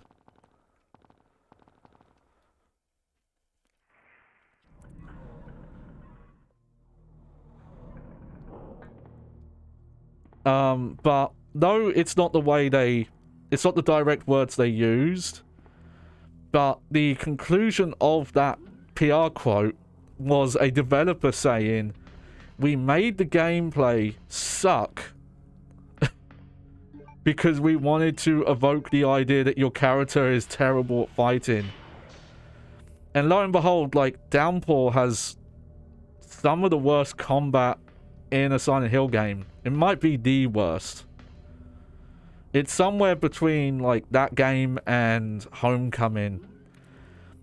And that's mainly because, like, Homecoming is probably more technically proficient, but it's also far more tone deaf. Also, I just remembered I need to come back here with a keycard first. But it's also way easier to break. And it's still very clunky and glitchy and janky. But Downpour actively is, like, meant to control poorly. It's meant that, oh, I'm trying to attack, I'm trying to dodge attacks, and I can't. There's, like, a block button, right? But most of the enemies, most of the enemies use attacks that you can't block, and there's no way to get out of the way of attacks because of the way the control scheme works. So it's literally just, oh no, if you're doing bad at the game, it's not because you're playing bad. There we go. That's what I wanted to show. So yeah, it's weird they censored some stuff. But you can still, you know, dismember zombies and all that. It's very strange. Right, there's the card key.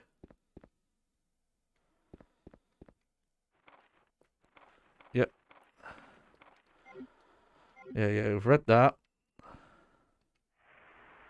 There we go, and we do want to do that. And I do want to come in here because it's worth it to get the shotgun ammo. And hopefully I can do this without getting hurt this time. Oh, never mind. What? Well, that was weird. Oh, but I'm still fine. I do not know how the damage numbers work in this game. Screw that guy who insisted to me it's not random. Like, how do you explain that? They were telling me, like, when you get grabbed, it's based on how much you mash, and you can mash in such a way that you can instantly drop being grabbed. But, oh yeah, that's that ink ribbon that was taking up inventory room. But here's the thing about those attacks, is those attacks you don't get grabbed. Okay, you know what? I'm not going to go this way yet. I'm actually going to go use that key card over here. And see if that, and see what's there.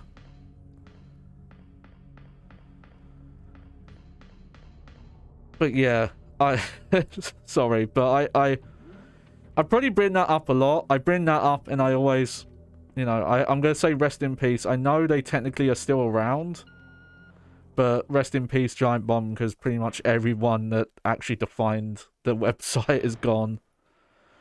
Not even pretty much, like everyone. It's like so weird to me that that site is still around because it was so personality driven and none of those people are there. But before, and I'll say this because I've talked about it before, there was an old quick look. This would have been 2014, maybe 2015, like quite a long time ago. This is way before. Like this was when, like, pretty much all of the original talent, aside from Ryan Davis, who had would have passed away by then. You know, rest in peace.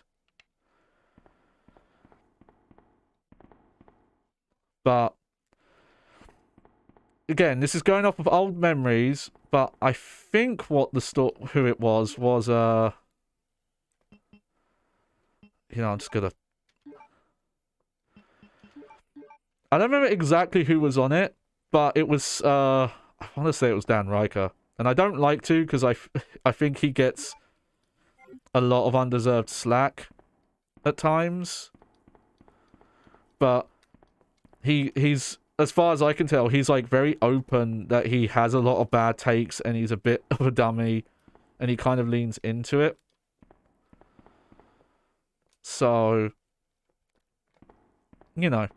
But I believe he was doing the quick look for, I believe it was the HD re-release of Resident Evil Remake. I don't think it was Zero. I think it was the first one. And I should have done this earlier. I've always wanted to make an edit that has a clip from early in the video and then a clip from later in the video, because there's a bit earlier where he's talking about the, I believe in the options it's called alternative control scheme, and it's the same as the Here, I'll show you. It's the same as the first-person controls in this, where you, here, I'll show them. Where you have this movement. Where you can, like, turn on a dime. You can stop on a dime, Mario! And...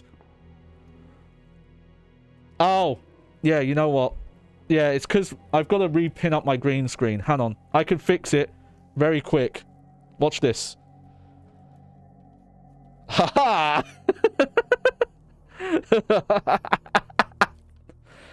Technology!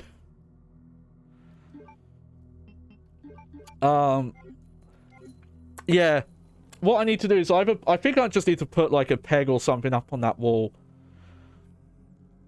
Because, yeah, I've got my green screen set up in a weird way. It's one that's meant to be for, like, portrait-style photos. But I actually have it set up horizontally. Because of the wall I have back here, it makes more sense. And I do have, like, essentially like a fake curtain runner that it's pegged to. But it doesn't go all the way, the length of the green screen. And a bit of it kind of sags at the end. And that's what sometimes makes that black line appear. Oh god, I forgot. I've still got this fucking control scheme on. But he's talking about it, and he's bigging it up big. He's like, oh, it's amazing. It's a lot better to play this way. Those old controls were terrible. And then, actually, I should leave them on, because I should show this. So he has that control scheme on, and then this starts happening. And he starts complaining. He's like, oh, I'm trying to control it, but every time the camera shifts, the stick, like, thing resets. You know? And I'm having to readjust because it makes me do stuff like this. It's like, okay. Well, which is it? Because you just, like... It wasn't back-to-back, which is why I want to make this edit. But...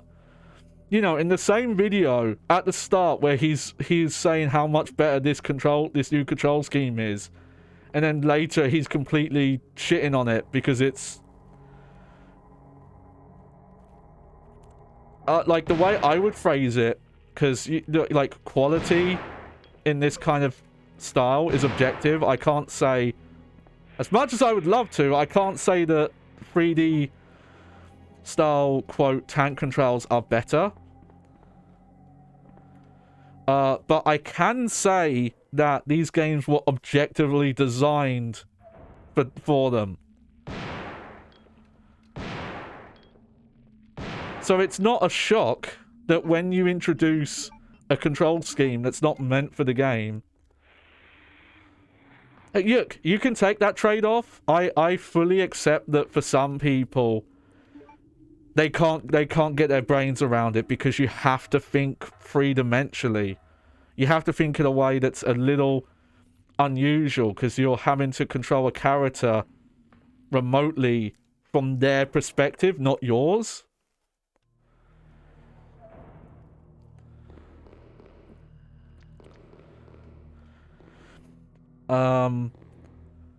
But that doesn't mean that they're bad. Oh. Okay, how are we doing? We're fine.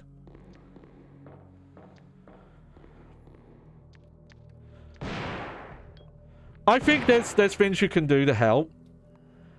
Because there are some games in this style that do have no tank controls, though actually in some of those cases I would say that was a detriment.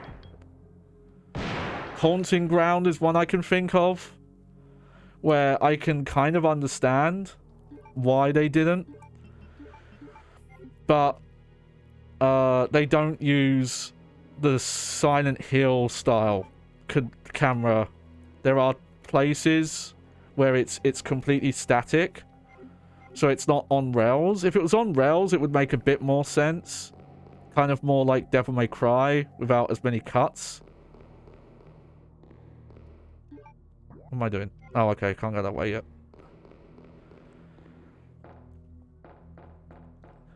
But Silent Hill, I think, always did it better because they would use static cameras for like very specific areas, but for the most part, the camera was a rail camera system as opposed to a fully fixed one like this, and I think that fixes a lot of the issues. It's not the control scheme is bad in these old games, it's more that the camera system will create blind spots. Okay, I just wanted to check if there was an ink ribbon there, but no. And I think that is a legitimate problem that this game will have, where you're just blind to what you're shooting at because of the way the camera works.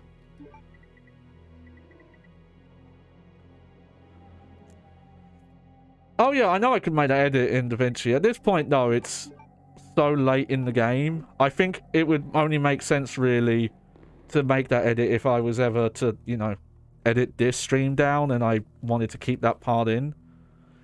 But I'm pretty sure I brought it up before. If I haven't brought it up in this stream, it definitely would have come up in the Silent Hill stream at some point.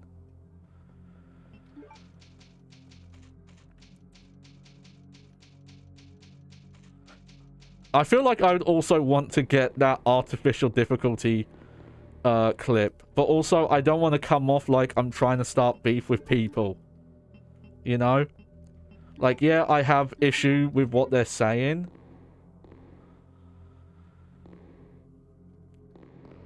And I think it's something people should discuss. But I think it's also better to discuss this stuff without specifically framing it as like, oh, look what this guy said. Oh, 10 things you won't believe. Johnny cites this guy. Is it because they're fighting? It's like, no. And yeah, that's the problem. And, you know, hindsight's 2020, but there's a lot of, like, older content creators, or, you know, older content in general, that used to be critical of people, that, unfortunately, because of the way people are, for a lot of people, it justified harassment and things like that, even though the content itself never advocated for it, never called for it, never made any implication that it's what the creators wanted. And that's, hey, that's still happening. I'm not going to talk about the specifics. Hang on. Because it still happens outside of this.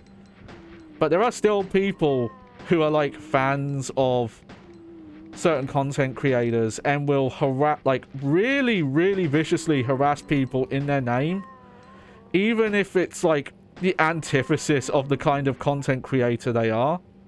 I can't believe we're still at fine health. Being at fine is kind of deceptive because there's actually, like, the health in this is actually, I think it actually goes to a full value. It's not just 4 levels. Oh, Clarice says, a few weeks ago, Linus from Linus Tech Tips got sort of a critical video made on him, and he literally had to bring the dude on his podcast to prove there was no beef, because people would not shut up about the drama. Yeah, see, that's the thing I'm, like, very cautious of.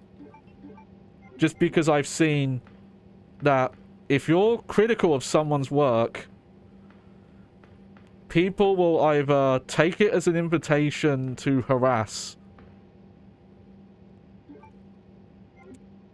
or others will take it as evidence. Looks like a machine used for the vaccine research. Yeah. I'm trying to remember where that computer is. It's the one where you've got to register your fingerprint. I guess is it that room there? Maybe it's that room there, because it's the only one I haven't been in. Oh, shit. The mother virus was first discovered by Oswald E. Spencer, and it was him who founded Umbrella Inc. As time passed, Spencer's research was succeeded to Dr. J. Marcus. Hey, this is Resident Evil 0 shit. However, Dr. Marcus abused his power and had to be fired. Following Dr. Marcus came Dr. William Birkin. Dr. Birkin's experiments delivered many outstanding results, including the T-virus. Yeah, the T-virus is fucking great, mate. It is presumed that he will be finishing work on the more powerful G-virus in the near future. Currently, research on the mother virus takes place at our laboratories all over the world. In the near future, we hope to go... I don't actually know what the mother virus they're referring to here. I guess it's just that's the origin of everything that's branching off of the T-virus. Is that what it's supposed to be? But I thought that was called the progenitor virus. Bearing in mind, like, Resident Evil 0 would have been in development at the time of this game and was probably still being made as a Nintendo 64 game. This would have been before the project got rebooted as a GameCube game.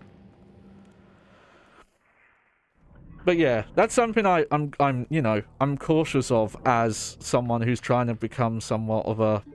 I'm somewhat of a content creator myself. Sorry, I had to fucking say it. Okay, this is from the wiki. Okay, yeah, so take with grain of salt, because we know what fucking wikis are like. Mother Virus is an item in Resident Evil Uprising, a mobile adaptation of Resident Evil 2. Its name is derived from a mistranslation of progenitor virus. I thought it. There you go. Makes sense. When I read that, I was like, this sounds like they're talking about the progenitor virus, but they're using a different name. Oh. Shit. I think I didn't discard the key.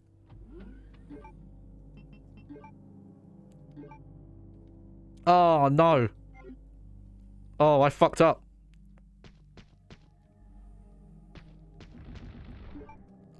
I was mashing buttons there. Bear in mind, so, I can't remember if you were here. Don't worry, I just have to put it in the item box at some point.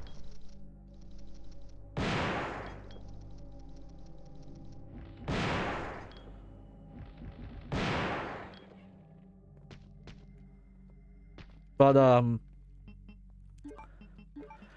so I can confirm that the memos in this version were written by a Capcom staffer. Not, someone from Angel Studios. So I guess they would be considered canon. I didn't know there was a mobile... I guess that's Japan-only version of Resident Evil 2, because I've not heard of any...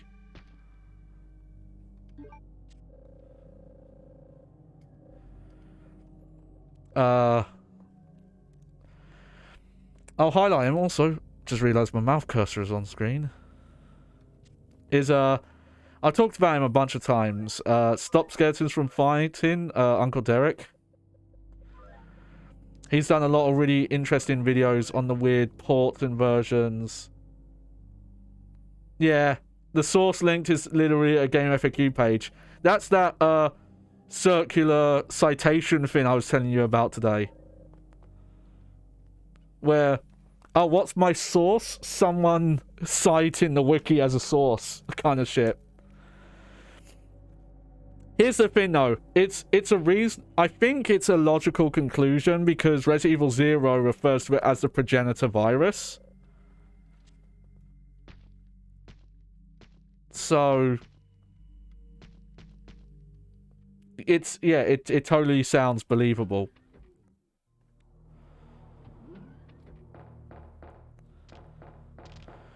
I still think that's so cool. That's something that wasn't in the remake, and I think is kind of sad because I think that's cool. Is that is a one-time enemy. Mother Virus 4, also known in the original script as research background on the progenitor virus. Shizo Urusu ni Suite no Kenkoyu Ikisatsu. Yep. Only, there I guess, yeah, so only an N64 version. It's a shame, because some of these files are cool, some of them aren't, some of them are have absolutely no content in them. I'm not afraid to say. Here we go. Just put you there. Stupid file. It's not your fault, pile, but I'm gonna call you stupid anyway. Let's see, Irisu equals virus. Well, Japanese does have, well, they don't have V's in their alphabet. They don't have the V sound, but they tend to use B and V interchangeably. Almost kind of like they're the same sound. It's a little hard to explain. If it's katakana, right? I'll be honest, I could not recognize katakana by looking at it. Like, my Japanese was never good enough. So I have to take your word on it. Here, I'm just going to use... There we go. And I'm going to safety save, because look at that. 12 ink ribbons, because we've picked up extras. We're probably going to put the handgun away soon. Because there's not much of the game left. Yeah, I'm just going to finish this tonight. And then I'll do like an addendum stream where we'll look at the bonus content.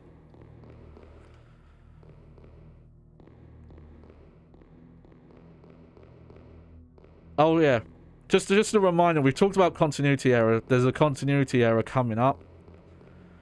That's something I would have tried to have fixed if I was working on this. Yeah, bye Lisu. Yeah, another way to say it would be bye Lisu, yeah. I do remember... Oh.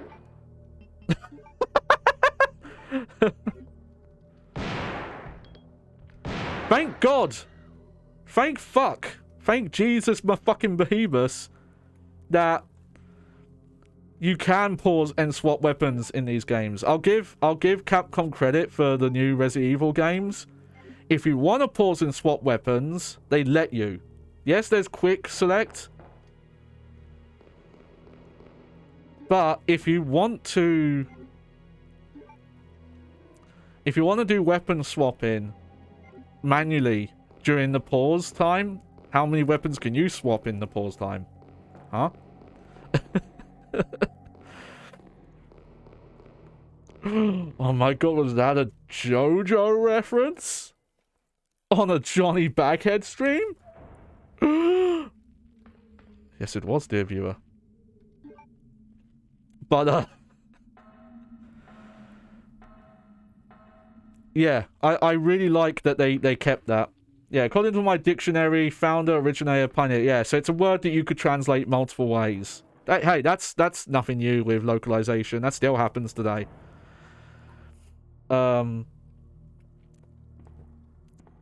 Silent Hill, people have talked about it. It's kind of up to personal thing if you want to consider this or not. But it reminds me of... Hang on. What inventory items do I have? Let's see. It looks unique, and I have access to the power room. Oh, okay. I know where to take that. I'm not going to go to the power room first. I'm going to go to that room that I can use my fingerprint on. But the whole thing with the cult being named is essentially... Okay, it's up to you if you want to consider it a translation error or not. I'm going to take the most diplomatic description I can and say that it is just a regional thing. But there is a memo in Silent Hill 3. It's also in 4, and we talked about this in the playthrough during the Scuff era. There's a file that names the cult, quote, the Order, but in the Japanese version, it doesn't actually give the cult a name. I think it actually just refers... It says, like, they're simply referred to as the cult, or... I forget the exact wording. They're out there you can find... Oh, shit. Oh, shit. Well, I've got healing items with me. Come on. Oh, that was close. This is a cool song. I don't remember this one. That was a fucked up room, though. There we go. Look at that. EX files, we got them all.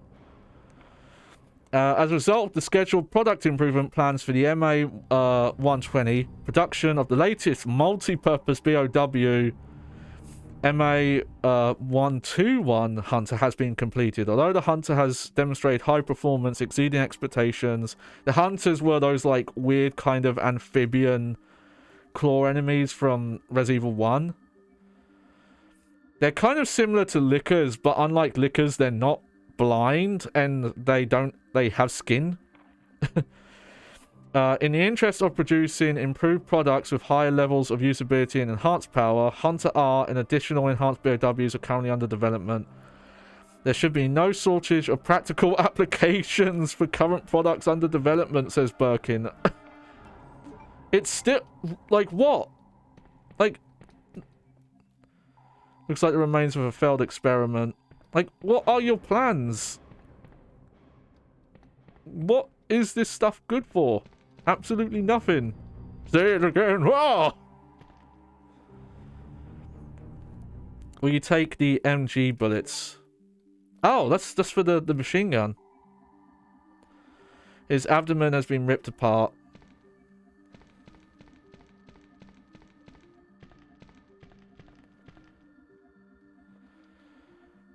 Hang on.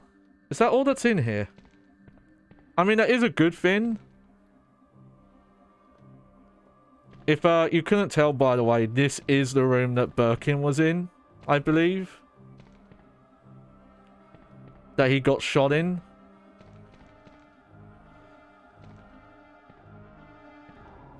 I think that's what this is supposed to be. Or it's... okay, I'm just going to very quickly check my my little cheat sheet map. Because I want to make sure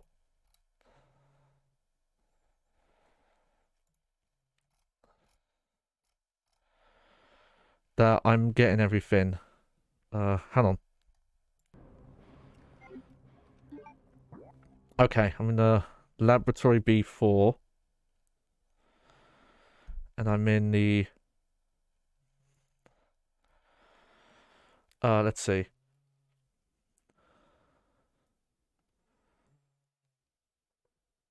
Oh, okay, so this is interesting. If you didn't pick up the submachine gun earlier, it would be in here. But then you wouldn't get the ammo. That's an interesting way to do it, though. I like it. Alright.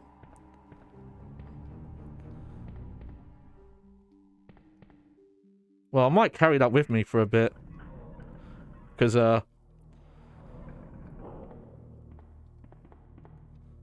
we really don't have much left. And also, like, the handgun, there's so little ammo for it. And it's only really good against regular zombies.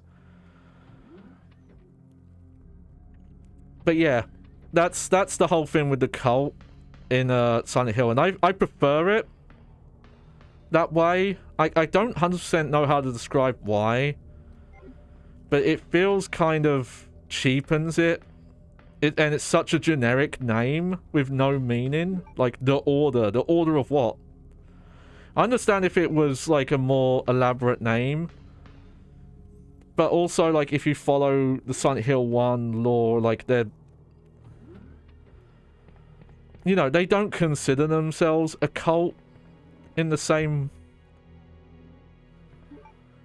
in the same way, say... hang on, is this the right way?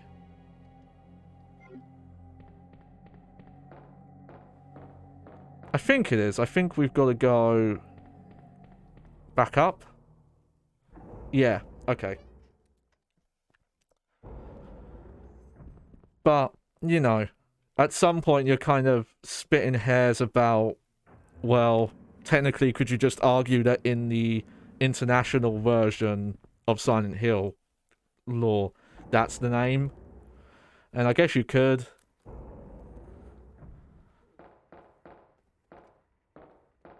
So that's kind of up to you, really.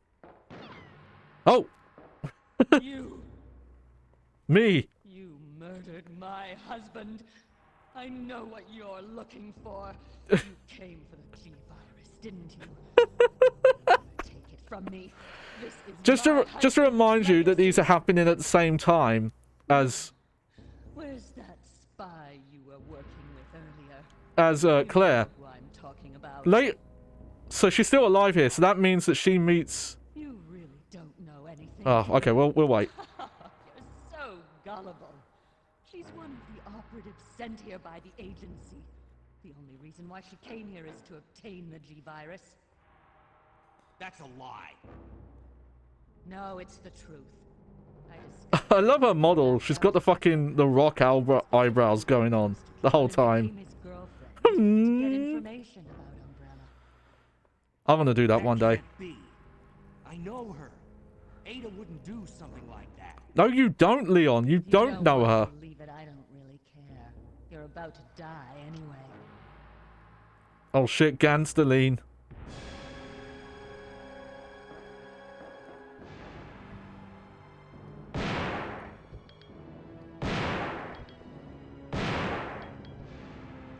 Oh, reload. I want to point out, by the way, so in the storyline, timing, she's still alive, so that means in the future, she's going to go meet up with Claire and accuse Claire of killing her husband and trying to steal the virus. Let's see, what did you drop here? Oh, magnum bullets, okay. I hope I haven't missed it. I'm going to check something on the map again. Oh, no, wrong tab. Let's look. Okay. Yeah, that's... Okay, so that's the way out area.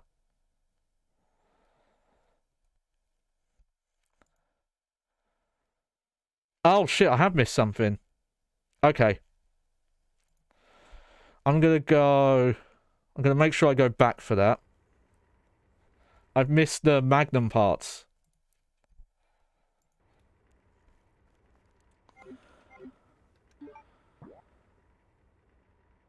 So... Okay, forgive me. We're going to backtrack for a bit. But honestly, there's not... Oh, no! Oh, shit. Hang on. Okay.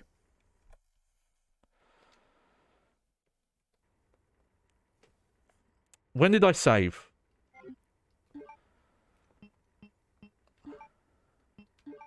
I think I didn't save that long ago.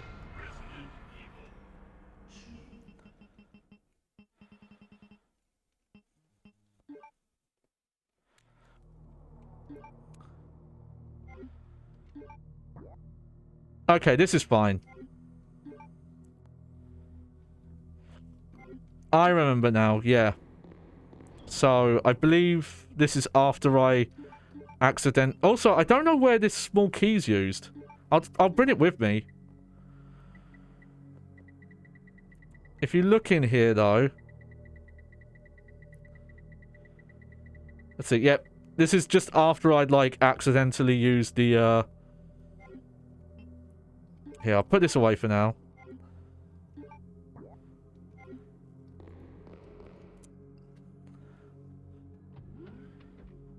So I think the thing I haven't done, is I didn't go and pick up the submachine gun stuff.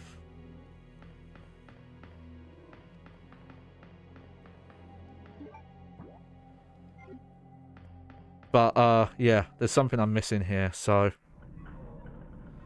That's fine. But yeah. And that is just...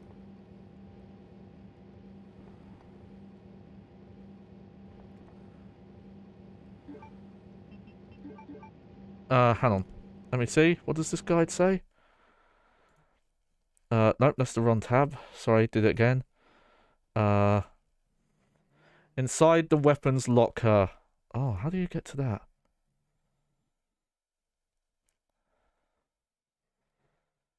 Oh, no, okay. What key do you need to get in there?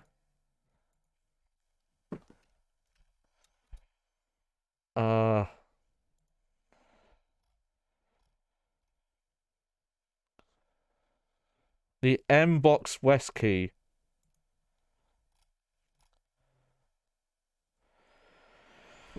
Oh, okay. The key is hidden in the side of the cabin car platform. The lighter can be used on the mounted flare gun to light up the area.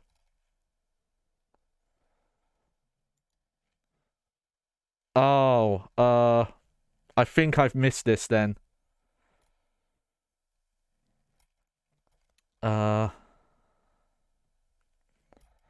Yeah, this is, we've missed this, unfortunately.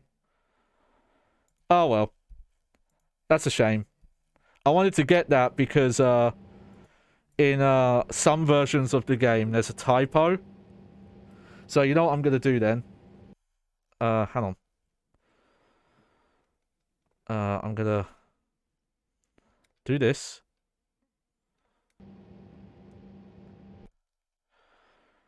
And then we're going to load our state. There we go.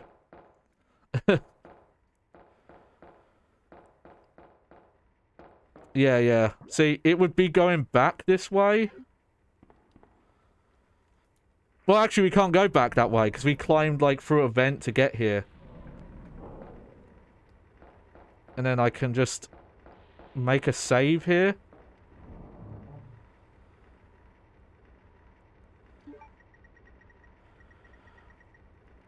Okay, so let's just put that away.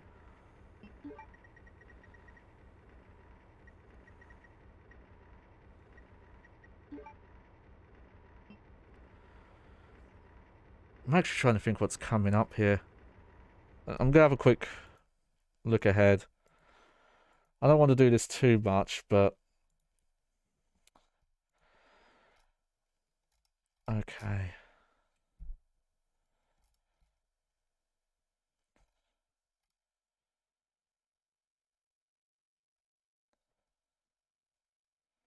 Okay, so we do have a little fight coming up. Oh, hold on. Sorry, I've got my, like, monitor layouts a bit different today. You know what? Let's use this. Also, I want to get a full heal out. There we go. No, this room is fucking stupid because the save... they put the fucking the typewriter down here. And unfortunately, you can't split stacks.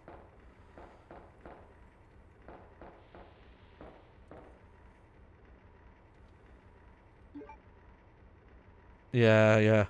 That's a super secret hidden thing. So what it is that when you get out of the cable car, there's a dark area that you have to use the lighter for, and that illuminates an area, and you find the key there. That's on me. I still don't know where we use this small key, though. We picked up a small key, and I never found somewhere to use it. Alright, so yeah, put this away.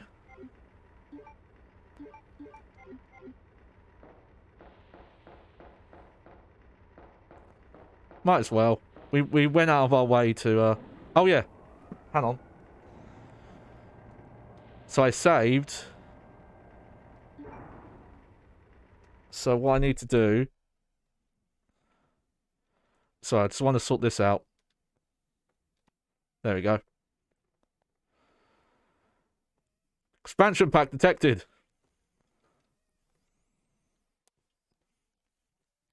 It's a little cheeky, but you can get around... I learned this during the Resident Evil DS. You can get around the hardcore restriction. Obviously, you'll miss some trophies, but if you want to get all the achievements and you need to save state for whatever reason, as long as you get to a save point, before an achievement comes up, you can just re-enable the hardcore mode. What hardcore mode does, if you didn't read the text there, is it disables loading save states. You can make a save state, but you can't load them. And it disables using rewind. You can use fast forward still, funny enough, but you can't use rewind.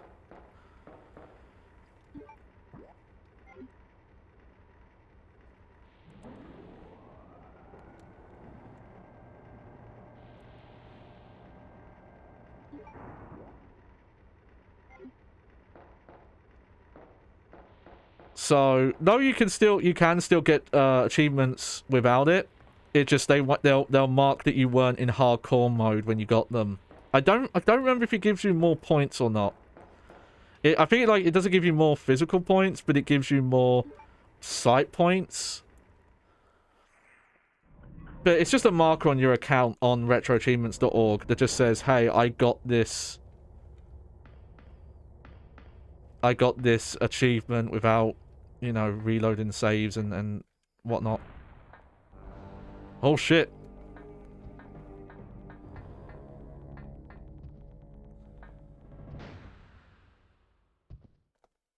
Run! I told you she was fine. Ada! Look at this badass.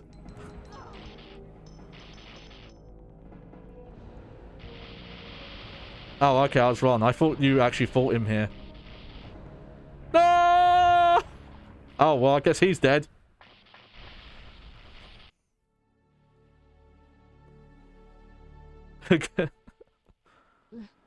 Leon, please, escape. No. We're a team. I can't just leave you behind. I'm just a woman who fell in love with you.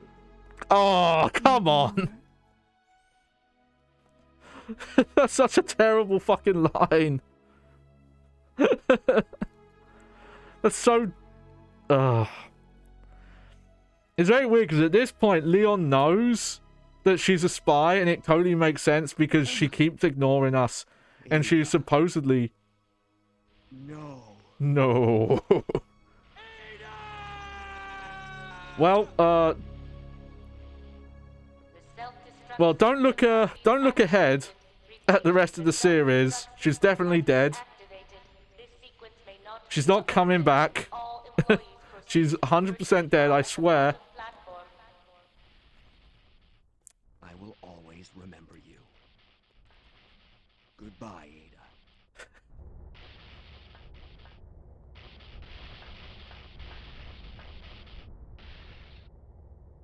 Oh.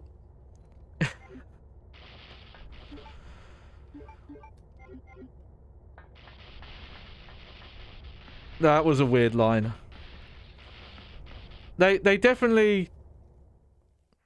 See, some people are probably mad at it, but I do think the story is a lot better in the remake. Oh no! I thought that guy was dead for sure. Leon, you made it. Claire, is that you? Where are you? I can see you on the monitor, but never mind that right now. Leon, you have to go back and get Sherry for me. I left her in the security office. Please, you must save her. Wait a second. What are you gonna do? Where are you going? I still have a few loose ends to take care of. I'm counting on you. Hello? Claire, are you there? Claire! The security office? Alright. Oh, so now we can go back into the lab. Weird.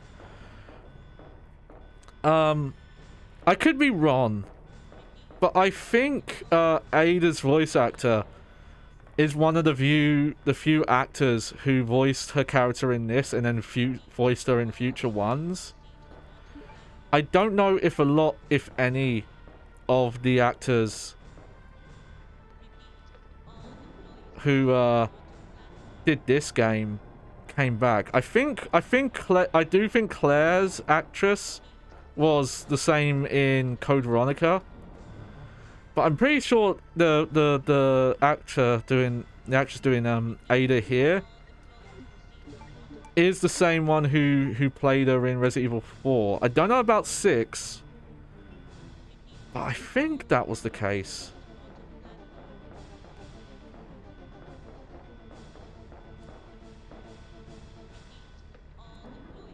But yeah. Oh no, the place is exploding. Why? But yeah, they definitely make it less like, oh, they're in love, and I think Ada plays it off more that like, oh, we're in this dire situation, and oh wait, no, I don't need to go down here. And the kiss between them is more kind of like it's the only relief we've got going, and kind of because we're in this situation that we might not come out of alive kind of thing. It's kind of like, well, it's, you know, it's all we have left. It's definitely played off less like, hey, this woman that I guess if you like counted the cutscenes together you've known for 5 minutes is like claiming she's in love with you and kisses you while she's dying. Well, you know, dying, quote unquote. That's really weird to me that they don't let you go back at a certain point.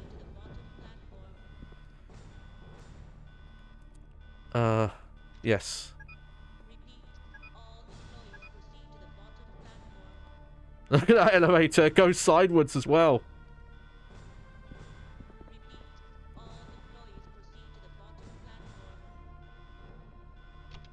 What goofy ass.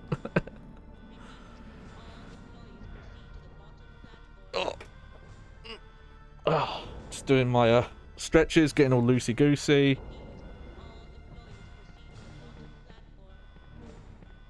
Woohoo! Yes.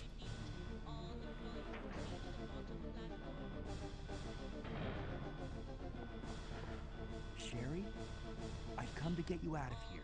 Claire is waiting for you.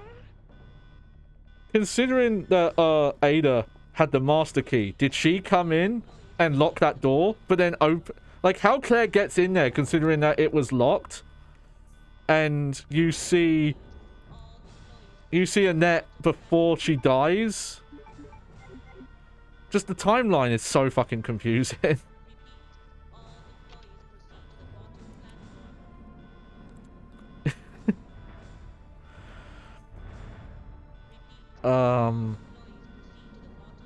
I think the remake does it a bit better, but it also, you know, it has the problem that if you pick scenario A or B, quote unquote, in that game, not actually that much changes. The stories and the events are quite the same. Like, straight up, if you do scenario B as Claire in this game, she's the one who fights Mr. X. She does all the Mr. X encounters. I think she still hurts, you know, she has the cutscenes with the chief and all that. Claire should be back soon.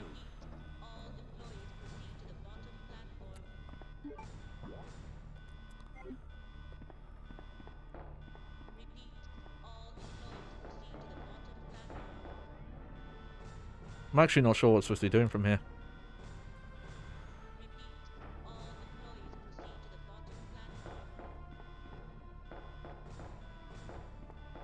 Do, do, do, do. Oh, what's this? Oh, there we go. So this is just like a, hey, you have to come this way. So that's really smart design, because it's, if you don't come this way, you don't get that platform key and therefore can't leave. So you're forced to explore. Come this way, which gives you that key. Alright. I think at this point I'll pick up... There you go. Also, here we go. So yeah, we could have upgraded the Magnum, but That was really missable.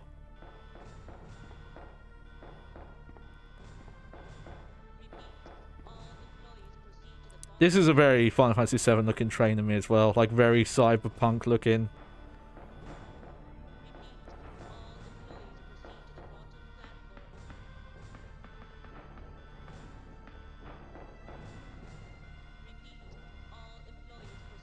The motor inefficient power supply. Okay.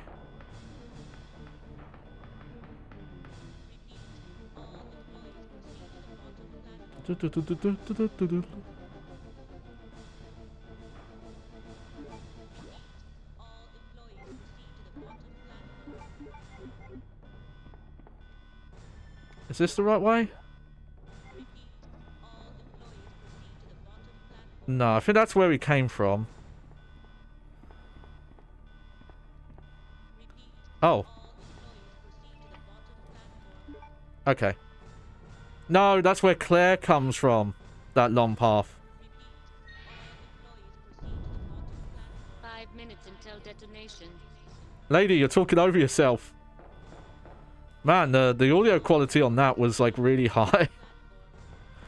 It reminds me of I've been looking into the stuff I want to eventually do with Time Crisis games, and I found a really good video of someone who got like raw capture footage of the arcade version of Time Crisis 2 because it doesn't emulate properly. It has like a lot of issues. Having now like seen how it runs in the arcade, there's tons wrong with it. But it reminds me that there's this really weird thing where one of the characters, their voice is compressed like way more than some of the others. Hey, it's Jabberwocky. Oh no.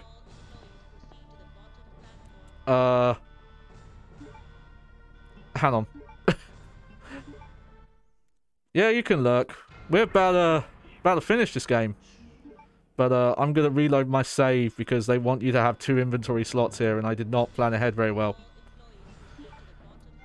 Hang on. Can I? Oh. Do. My boy. What happens if I... There we go. I'm just going to... do that. And then I can...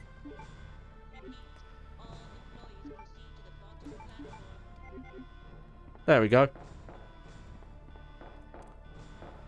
Run through this train again. Again, when looking at this now, I realize just like how many still background images there are in this game, and again how they fucking fit this on one cartridge. It's insane. Because again, some of these angles, you only play as one character in one scenario kind of thing.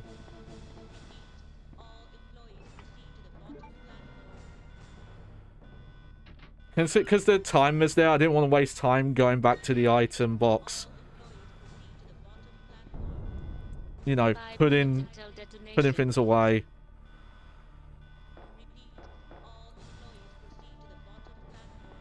I'm still considering what I'm going to do about that light gun stream. But I think I might try and pick up like a separate smaller CRT. One that's like probably about like 12 inches, that kind of size, that I can just have on the desk over here. And use that. Because I do have my massive, stupid widescreen one, which is awesome. But as long as I get one that has RGB via SCART, you know, because I have to deal with all the PAL stuff. As long as it has that, and it has a way of doing video out. That's the only thing, is I'd have to try and get one and try and confirm that it has video out. My giant TV, you can program it that one of the SCARTs, the second SCART port, you can program so it will output what the first SCART port input is.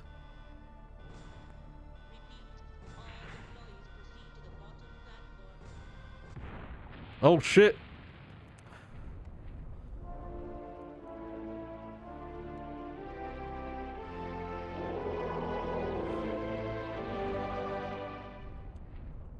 Oh, I do love the music in this. I do think it's better than...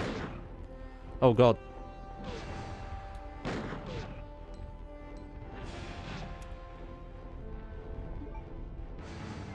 Okay, I'm in...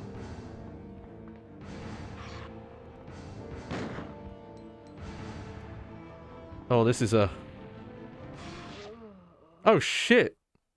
Well, okay. That's a lesson learned. This guy can kill you at Orange Caution. Okay.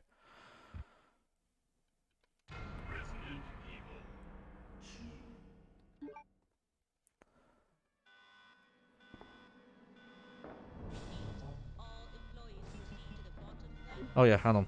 Let me there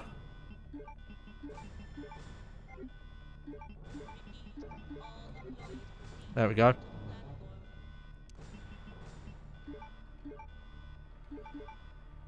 Do that. Put that here. Take that. It's annoying you have to... So you have to keep 2 slots open, and the reason why is because there's an item you use that you need to have the slots open.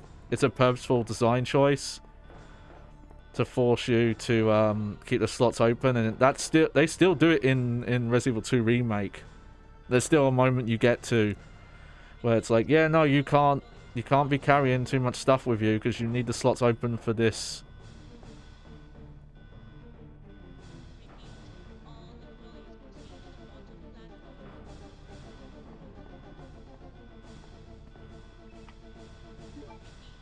Oh, you know what? I could go back now. Because now... Oh, no, I can't. No, I forgot. I need 2 slots. Never mind.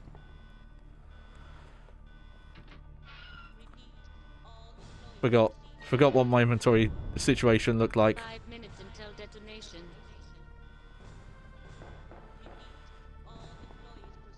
Maybe I'll use more this gun. And then swap to the Magnum.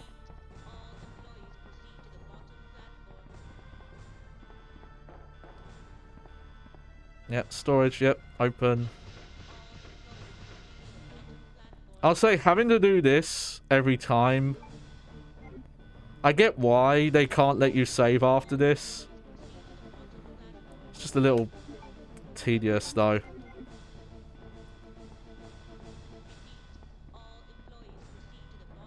Because we have to do this every time.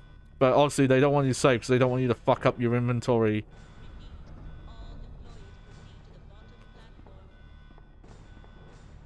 Before this fight.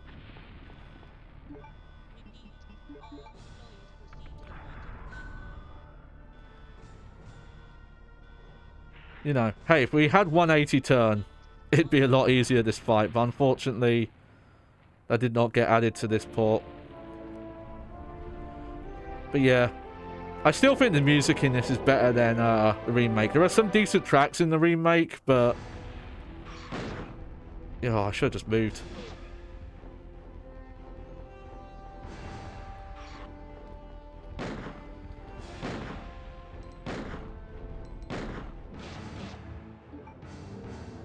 Okay. Yellow caution. Here, use this. Who could that be? Ada, is that you? Ada! Ada, that dead woman. Okay, still up. Yellow caution. Oh, okay, heal. Yeah, I felt that. Rocket launcher.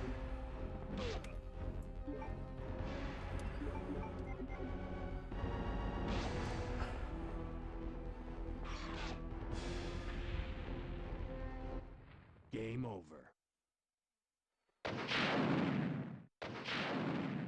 Yeah, it's just like Resident Evil 1. Do the free cups. Yeah. I've noticed with Japanese cinematography, they love kind of doing the instant replay 3 times in a row thing. I've noticed it in a couple of, like, their media. Wow, I'm somehow, like, still in fine.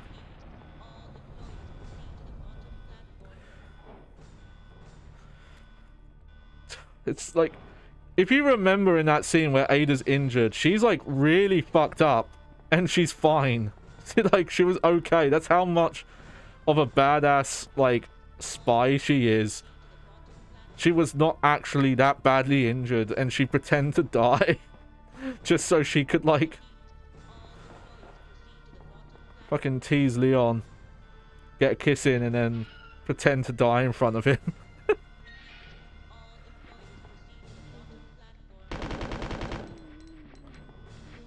Just, why is that zombie even there? I can't. Just rest here for now. Claire should be back soon. He is, but, you know, considering Leon does very well.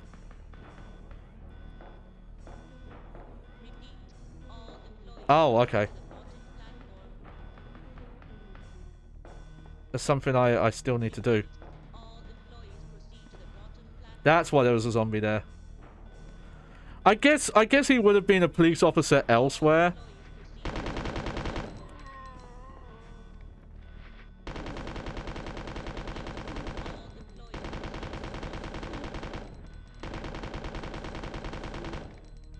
Oh, you know, good thing actually I did not use this on Mr. X, because...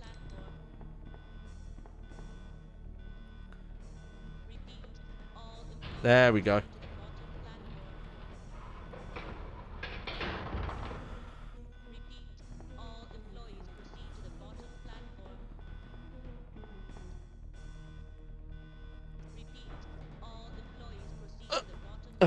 Alright. Now we go over here.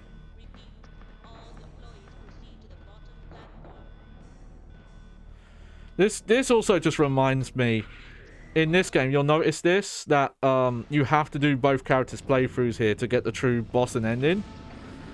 There are a lot of people who did not do that for the Resident Evil 2 remake. As popular as that game is, I think it was something like 20 to 30% of people got the true ending, which means that some people played one character and were just done. Oh god, the audio in this cutscene is compressed as shit. I'm noticing, I feel like some of the cutscenes are more compressed than others.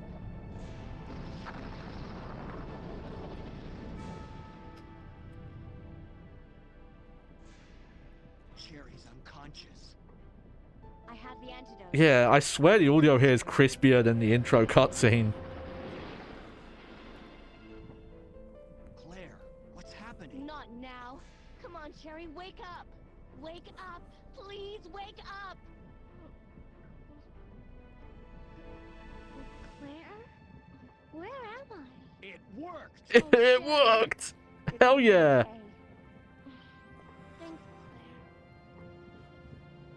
Okay. Thanks, Claire. Yes, achievement, yes! No. I have to find my brother. You're right. This is just the beginning. Also, how Ada gets out of this situation, I don't know. She's just like on top of the train. Goodbye, Ada. Yeah, goodbye, Ada. Never seeing you again.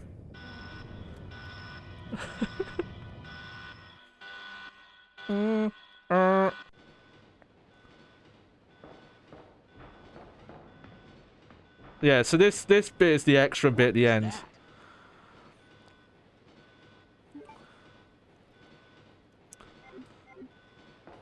Got my cool supplies. Warning. Biohazardous outbreak imminent. The emergency system has been activated. This train will detonate. Repeat, this train will detonate. Umbrella. Fucking goofy ass company. I don't know. The door won't open. Just like, consider like how dangerous of a company, like how much accidents happen that they have to have a protocol that if a virus fin gets on a train, it has to self-destruct.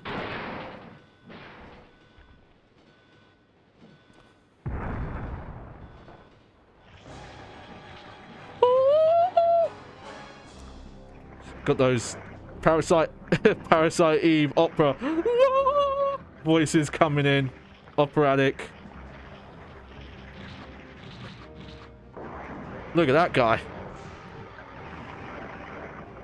I love he's like turning into a giant face. He like lost his human face to turn into an even bigger face.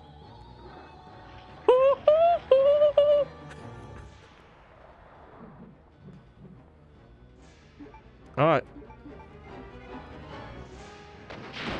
Well, you take that. So yeah, this is literally just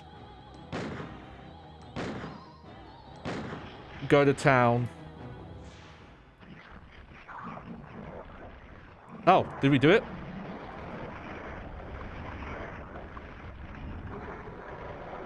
Oh, okay.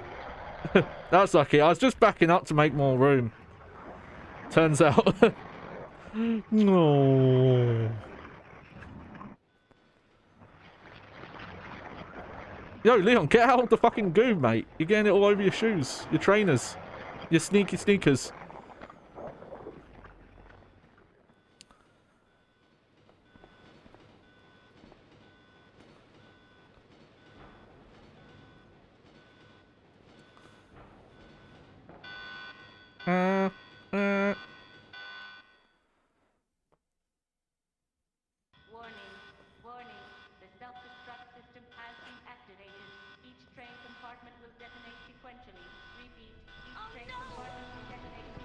Oh, here we go. Final cutscene.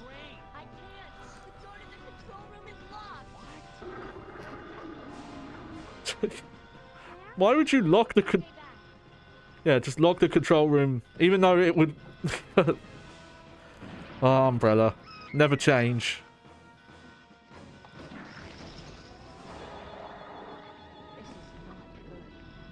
Leon, where are you? You have to get your fucking quips in, Claire.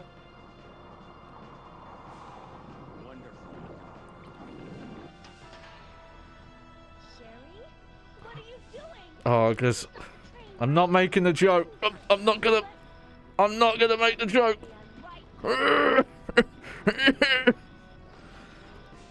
She's in the vents, but I'm not gonna make that joke. No. No. Oh, that was close. I had to hold that one in.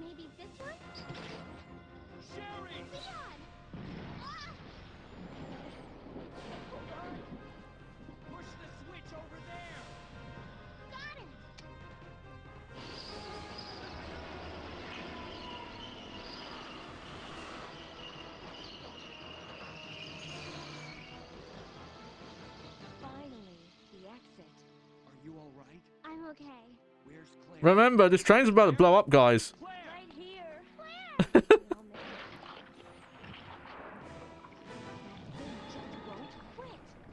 Come on, we have to get out of here. Okay, now they're running. Just to make it dramatic. Oh, come on, achievements. You're spoiling the line.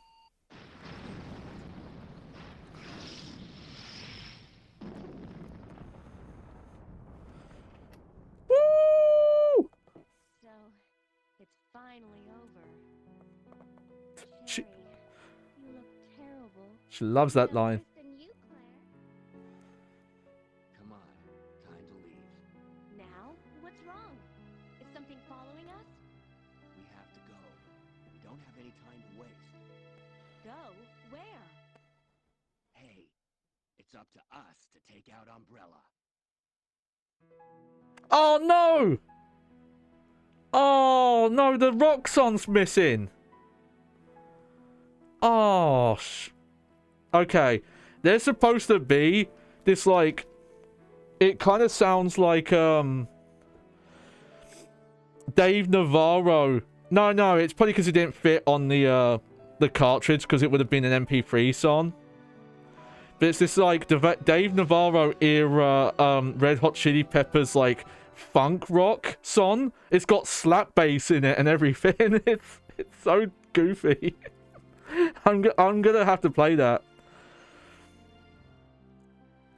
That's gonna be our like outro BGM. No, it wasn't. It's definitely not a copyright thing. It's an amazing track, but all the music in this is all like MIDI stuff, which is why in some cases it sounds better than the PlayStation version, which was like MIDI sound fonts but then compressed. I guess that's why some reviews were saying some of the audio sounds better, even though all the like dialogue sounds super crispy. But there we go. We did it. Oh, don't look. Don't look. Oh, yay! Yay! Yay! All right. Got blue Leon. Oh, there you go. C. There we go. Submit my leaderboard time. You can go look that up. Obviously not an amazing time, because people complete this game in like an hour or some shit. Less than that. Okay. There we go. I was waiting for this screen to go. There we go. We'll save here. If I wanted to, I could have like loaded a save and go back and get the Magnum stuff just to show it, but nah.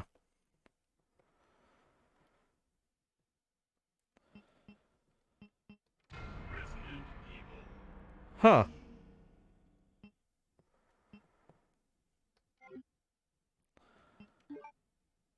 Oh, you know what? Now I'm starting to think I did play on easy. But I think all easy does is it just gives you more ammo and health items. Because I don't think it showed the unlocking stuff. Okay. So give me a sec here. But I don't think the enemy health or anything like that was different on easy. Because I've seen playthroughs.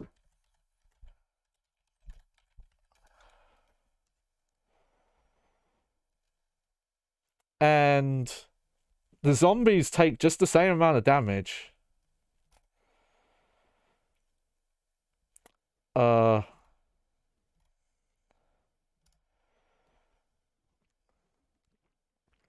here we are.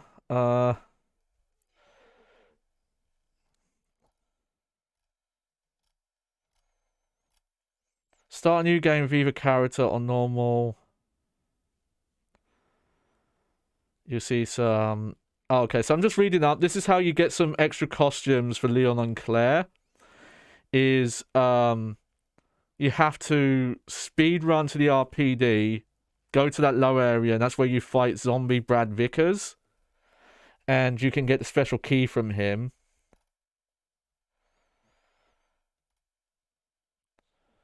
And we did not unlock... Okay, apparently... Let's see.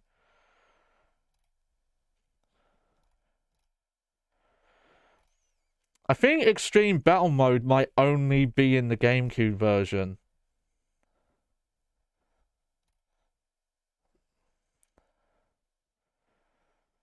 Okay, yeah, you have to complete... Yeah. Yeah, PC, and, Oh, weird, no, you have to get A ranking to unlock Hunk in the N64 version. Beat all the normal scenarios, yeah.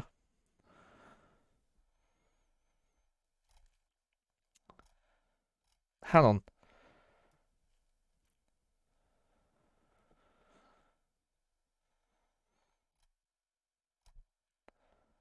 Wow, yeah, the shoot the camera seems to only be in...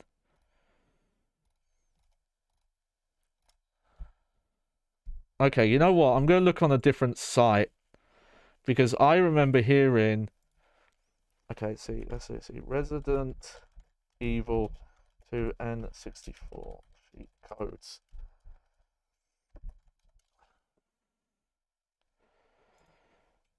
Alright.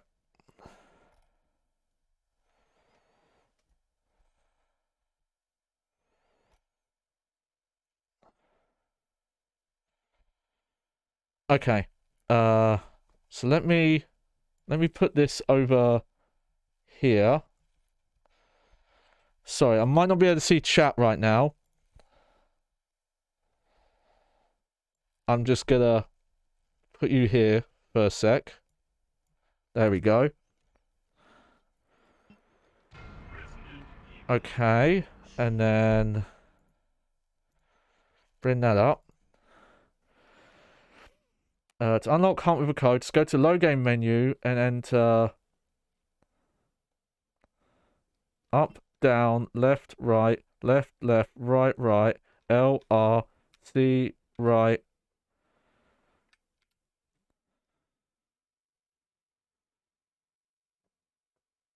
There you go.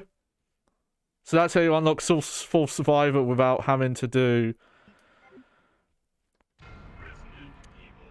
without having to, get, like... I think it was, like, B ranks. So we'll make with... This is only in the Nintendo 64 version. The other versions do not have cheat codes to do this. Up, down, left, right, left, left, right, right, CL, up, left, down, right.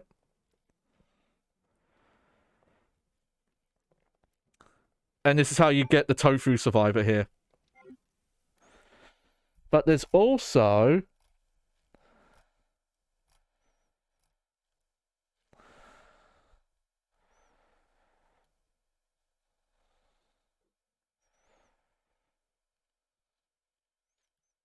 Oh, interesting. Super stamina, unlimited invulnerability. Mix of green, blue, and red herbs in that order. Weird. Yeah. Finish. So the normal way to unlock Hunk's campaign is you have to finish Leon or Claire's A scenario in normal under 2.5 hours, saving less than 5 times, getting A or B rank. Save so you will get the R launcher, then using the save game, finish the B scenario in less than 2.5 hours, saving less than 5 times, getting A or B rank. And that will get you the submachine gun. It will ask you to save again so you can play the mini game. And that's how you do that. Here's the thing though. Is I heard there was a cheat code.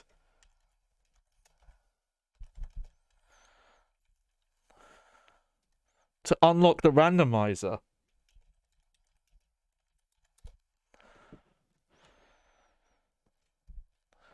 Oh, there is. Okay, just IGN did not have that cheat code listed.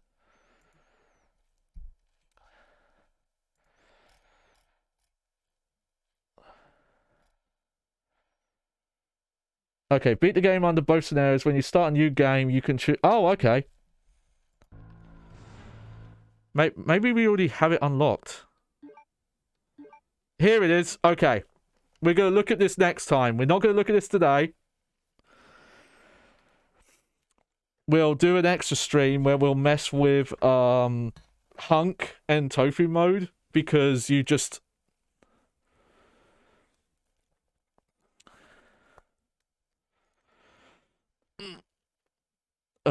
because... But yeah, we'll look at the extra bonus stuff. I didn't realize you had to, like, do so well at the game to unlock those extra modes. And also, a lot of those secret costumes, you have to do stuff to get them as well. But yeah, if you want to get A ranking, you have to beat the game in less than 3 hours without using first aid sprays. Okay, let me get up that song now. And then we'll finish stream here. Okay. Resident Evil 2 True Ending Credits song.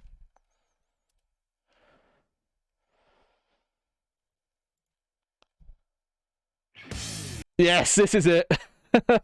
Okay. So let me get OBS. I'm going to bring it over here. Hello. And move that here. Okay, I've got desktop audio on. That's good. Are you fucking ready for this? No, this is not a copyrighted song. It's not in the game in this version because it's an MP3 song. That's why it's not there. Remember, this was a 64 megabyte cartridge that had all the voice acting, all the music, all the pre-rendered backgrounds, all the cutscenes. The music was done MIDI, so that saved like file size. Well, yeah, but Capcom's never put strikes against any of the other videos with their soundtracks in them, so.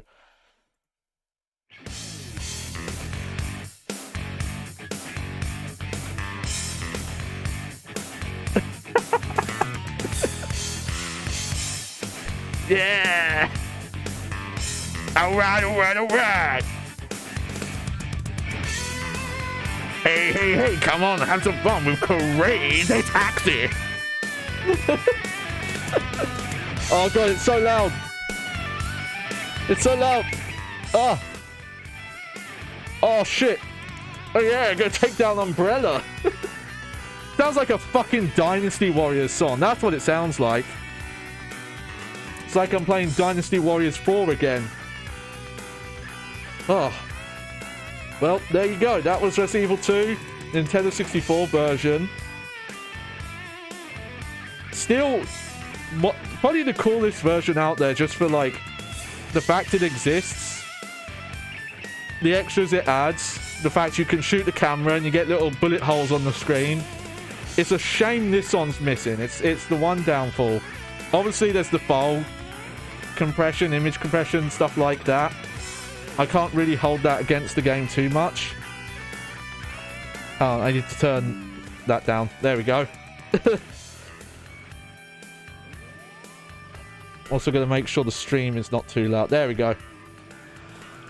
But again, Angel Studios, who then became Rockstar San Diego, fucking baller ass people that they managed to make this happen. And we've got, you know, that randomizer mode. We won't be able to show the costumes because it doesn't seem like there's cheat codes to get them. Unless I, like, downloaded a save. I guess I could do that. I might do that before the next stream. I might download a save. But we'll do a Gaiden episode. Not a Resident Evil Gaiden episode. A Resident Evil 2 N64 Gaiden. An addendum stream. And we'll quickly check out the Hunk and Tofu mode, so I'm probably not going to try and... I don't know if I'm going to commit to beating them, we'll see. But the main thing I want to show is the randomizer mode. Because when you see it, it's kind of crazy when you consider like how popular randomizer modes have gotten. You know, with ROM hacks and things like that. Here, I can put my music back on now. There we go. But when you see it, considering as well, like when this would have come out, I think this was like 99, 2000, long ass time ago, and like how ahead of the curve they are that they made this randomizer mode. But that will be that'll probably be next week, because Sunday is going to be Dark Souls, unless I do another stream before then, but I'm probably not gonna, because I think I've got stuff going on the next few days to do stuff. But there you go. Oh, that was a lot of fun. Game still holds up. If you've only played Resident Evil 2 Remake, and you've never played Resident Evil 2 Original, I recommend it. If you really can't use the tank controls, you can play this version, swap to first-person controls, even though it does not play like first-person. It's just, that's what they called it, because there wasn't names at the time for this stuff. And you can play it with the analog stick, and personally, I find it horrible, because every time the camera cuts, it freaks out, and obviously the movement they give you allows you to avoid like pretty much every attack in the game in a way you're not supposed to. But you know, I accept that some people, for accessibility reasons and other things, they just can't handle it. But it's out there for you. I'm pretty sure they didn't even mod it into the Dreamcast or the GameCube version. I think the Dreamcast is where the Dreamcast or the PC version might be where that like battle mode is that isn't in this version. So who knows? Maybe we'll do a stream on that one as well. But anyway, that's the end of the show. I hope you enjoyed the show. I was your host, Johnny Baghead, as always. That was fucking cringe, and I'm gonna end stream now. Don't look at me. Oh no.